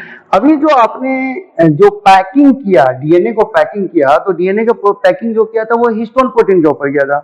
क्लियर हो गया। हिस्टोन प्रोटीन पे कौन सा ज्यादा पॉजिटिव चार्ज था, और ये जो डीएनए आपने लपेटा था, ये डीएनए आपका लपटाया था, कितना लपेटा, तो 2 लपेटा इसमें एकदम आपको लपेट देना। क्लियर हो गया। अब ये 2 लपेटा लपेटने के बाद ये ब्लैक पेन से इसको हमने यहाँ पे सील कर दिया था। ये H1 था, तो H1 को निकालना आसान था। अब ये ऊपर वाला जो चीज है इसको निकालना आसान है। तो ऊपर देखिए, किस्मत आपका बहुत बढ़िया है, ये ऊपर वाला जो है ये हो गया ये लेवल ऑफ दी किल्ले में हो गया, ये हो गया, ये हो गया, ये जो लेवल है ये हो गया H2A और H2B। अब इसको निकालेंगे तो इसको आसानी से निकाल देंगे। पहले H1 निकाल लिए पेन, फिर ये लेवल यहां से निकाल दिए, तो ये निकल गया क्या, H2A H2B। अब ये जो है ये हो गया H3 और H4, कोई डाउट नहीं है। तो यहाँ पे आपका क्लियर कॉन्सेप्ट है, पहले H1 इजिली रिमूव होगा, उसके बाद ये H2A H2B रिमूव होगा, फिर H3 और H4 को हम लोग रिमूव करेंगे। क्लियर हो गया, यहाँ पे कॉन्सेप्ट आपका क्लियर है। अब आइए हम लोग बात करते हैं पैकिंग जो किए, ये पैकिंग 2 तरह से हो सकता है। और जो हम लोग जो पैकेजिंग ऑफ द डीएनए की है, जो पैकेजिंग की है डीएनए का, पैकेजिंग ऑफ डीएनए,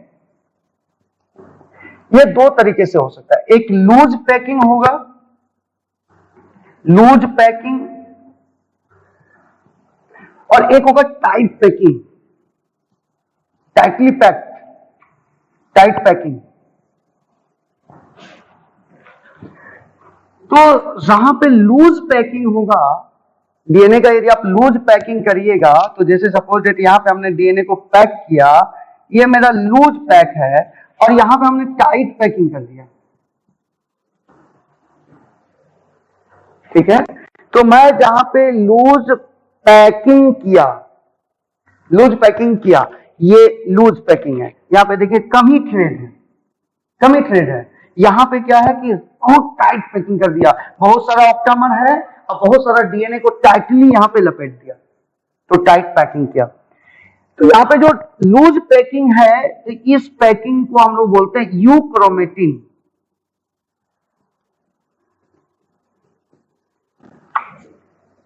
और जहां पे आपने टाइट पैकिंग किया उसको बोलते हैं हेट्रोक्रोमेटिन।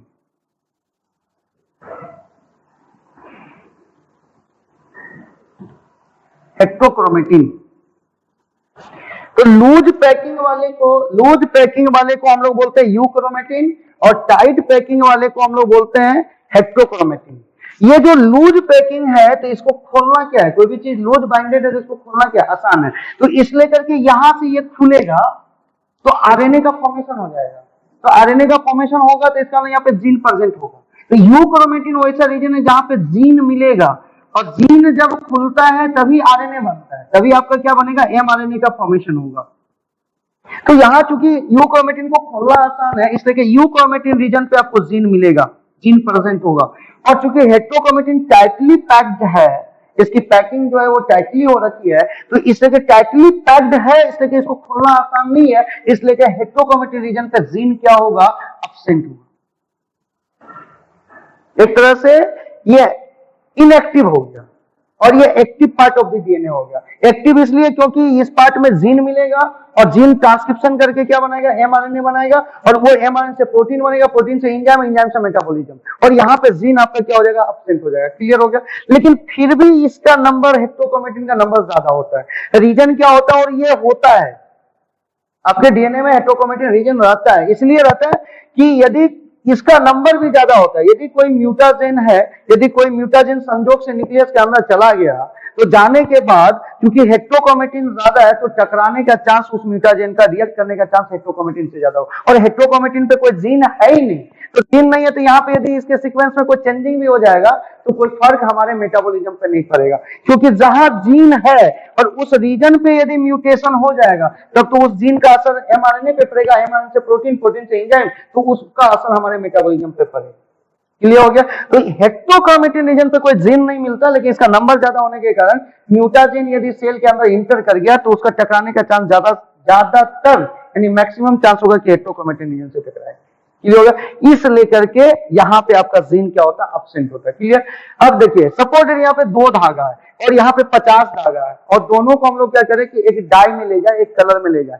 तो अब देखोगे यदि इसको हम ले जाए ब्लैक कलर में तो यहाँ पे क्या होगा, लाइट ब्लैक कलर का हो जाएगा और यहाँ पे डीप कलर हो जाएगा, क्योंकि धागा 50 को है और वो यदि पकड़ेगा काला कलर तो 50 धागा मिलके जो कलर का इंटेंसिटी दिखाएगा वो डीप इंटेंसिटी होगा। तो यहाँ पे डीप कलर हो जाएगा, यहाँ पे डीप कलर पकड़ेगा, ये आपका क्या हो जाएगा, कौन सा बेंड बोलेंगे इसको, डार्क बेंड बोलेंगे। तो ये डीप कलर पकड़ेगा, डीप कलर, डीप डाई पकड़ेगा, डीप डाई। तो ये जो डीप डाई पकड़ेगा, ये डाई पकड़ेगा, डीप डाई जो ये पकड़ेगा, तो इसके कारण इसका जो कलर होगा ये आपका क्या हो जाएगा, डीप कलर का होगा। डीप डाई ये पकड़ रहा है, तो ये जो डाई पकड़ा डीप, इसके कारण से यहाँ पे आप क्या बोल सकते हो कि ये डीप बेंड हो जाएगा, डीप बेंड। तो इसका मतलब ये क्या हो गया, यहाँ पे आपका डीप बेंड मिलेगा, यानी आपका जो बेंड होगा ये आपका लाइट बेंड नहीं होकर के डार्क बेंड हो जाएगा। डीप बेंड को आप डार्क बेंड बोल दीजिए, डार्क बेंड। ये हो गया। और यहाँ पे चूंकि यूक्रोमेटिन रीजन है तो यहाँ पे जो है क्रोमेटिन क्या है, जो डीएनए है वो कम है, इस लेकर के यहाँ पे जो आप इसको डुबाओगे डाई में, इसको जब डाई में आप डिप करोगे तो ये कलर पकड़ेगा लाइट कलर, हल्का कलर पकड़ेगा, ये लाइट कलर का पकड़ेगा। तो इस लेकर के इसको यहाँ पे लाइट बेंड मिलेगा यूक्रोमेटिन के कारण और डार्क बेंड मिलेगा हेट्रोक्रोमेटिन का। तो यदि मान लो कि ये क्रोमोसोम है तो ये क्रोमोसोम डीएनए का बना हुआ है, तो इसमें आपको मिलेगा कहीं कहीं डार्क बेंड मिल रहा है और कहीं पे लाइट बेंड मिल रहा है, ये लाइट बेंड हो गया, ये डार्क बेंड मिल रहा है। तो जो डार्क बेंड मिल रहा है, वो डार्क बेंड जो मिल रहा है वो कौन सा रीजन है, तो हेट्रोक्रोमेटिन रीजन। ये जो डार्क बेंड मिल रहा है ये कौन सा रीजन है, हेट्रोक्रोमेटिन रीजन। और ये जो लाइट बेंड आपको मिल रहा है, ये जो लाइट बेंड आपका मिल रहा है, ये लाइट बेंड किसके कारण आ रहा है, तो यूक्रोमेटिन के कारण। ऐसे थ्रेड का नंबर क्या है, कम है। तो यदि आपको बोले क्रोमोसोम पे डार्क और लाइट बेंड, डार्क और लाइट बेंड है, तो डार्क बेंड किसके कारण है, तो हेट्रोक्रोमेटिन के कारण है। लाइट बेंड किसके कारण है, तो यूक्रोमेटिन के कारण है। और यूक्रोमेटिन रीजन पे क्या प्रेजेंट होगा, जीन प्रेजेंट होगा और ये active part of the DNA होगा और वही एमआरएनए का फॉर्मेशन करेगा, प्रोटीन बनेगा, एंजाइम बनेगा। और ये जो आपका टाइट पैकिंग है ये हेट्रोक्रोमेटिन कहलाएगा और ये हेट्रोक्रोमेटिन के पास जीन क्या होगा, एब्सेंट, क्योंकि ये खुलेगा ही नहीं तो ट्रांसक्रिप्शन होगा ही नहीं, तो इसलिए करके यहाँ पे जीन कराने का कोई मतलब नहीं है। और ये जो डाई पकड़ेगा, कैसा डाई पकड़ेगा, तो डीप डाई पकड़ेगा, तो इसको डीप बेंड भी बोल सकते हो या डार्क बेंड। डीप बेंड से बढ़िया डार्क बेंड ही बोल दीजिए आप। ये हो गया।